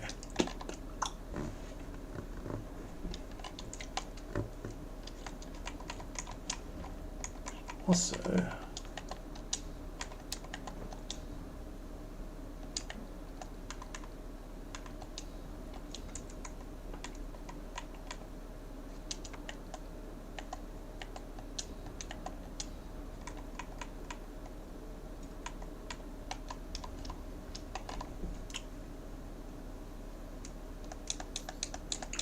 yeah, I hate that the game is like, oh, you can make Exalted Flesh. That's good, isn't it? And it's 30 seconds for a decent attack buff. But the problem is Arterial Leaves are so fucking rare. And there are much better things you can do with Arterial Leaves. Like, Arterial Leaves are one of those things that are theoretically infinite.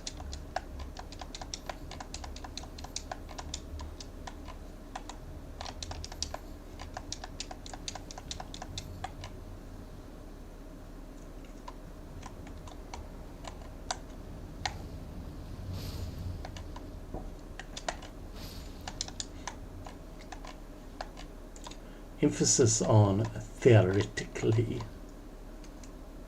because you have to farm them from a very late game enemy and they're a tiny drop rate. And it's arse.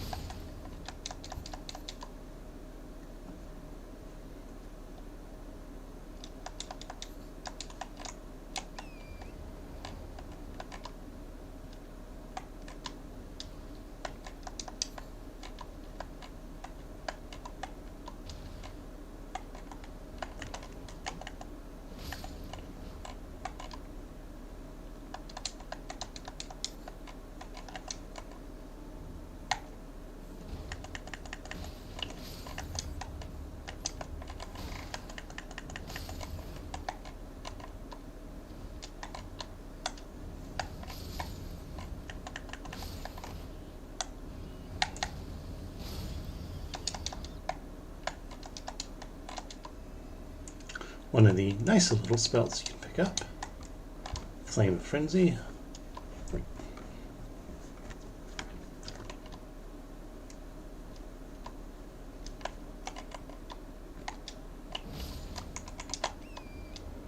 Just want to make sure I've gotten everything in this damn village. Because I don't really want to backtrack here.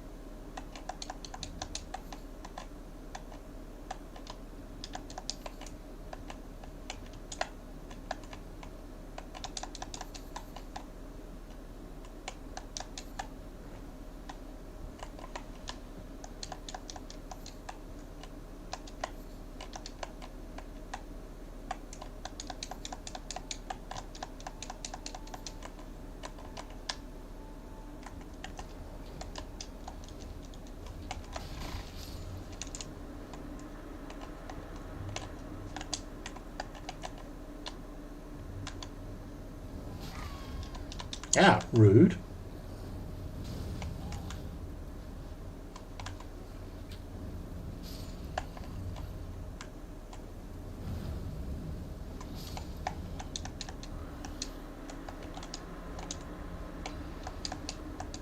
Oh yeah, short bow. Nice. That will actually come in handy. Yeah. Okay, I should wrap this up and go to bed, folks, rather than getting distracted.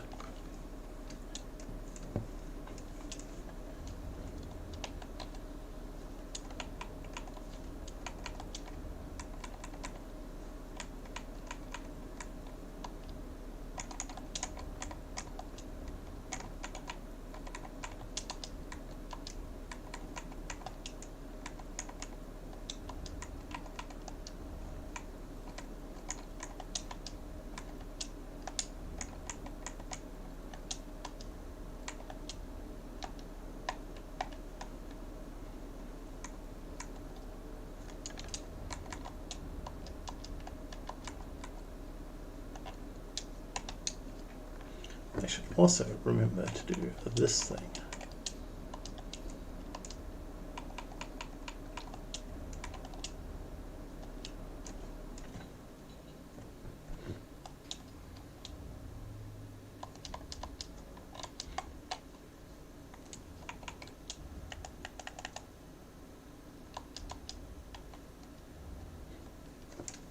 Okay. There we go. Thanks for tuning in, folks. I hope it's been informative and I hope it's been fun. I'll see you soon, no doubt.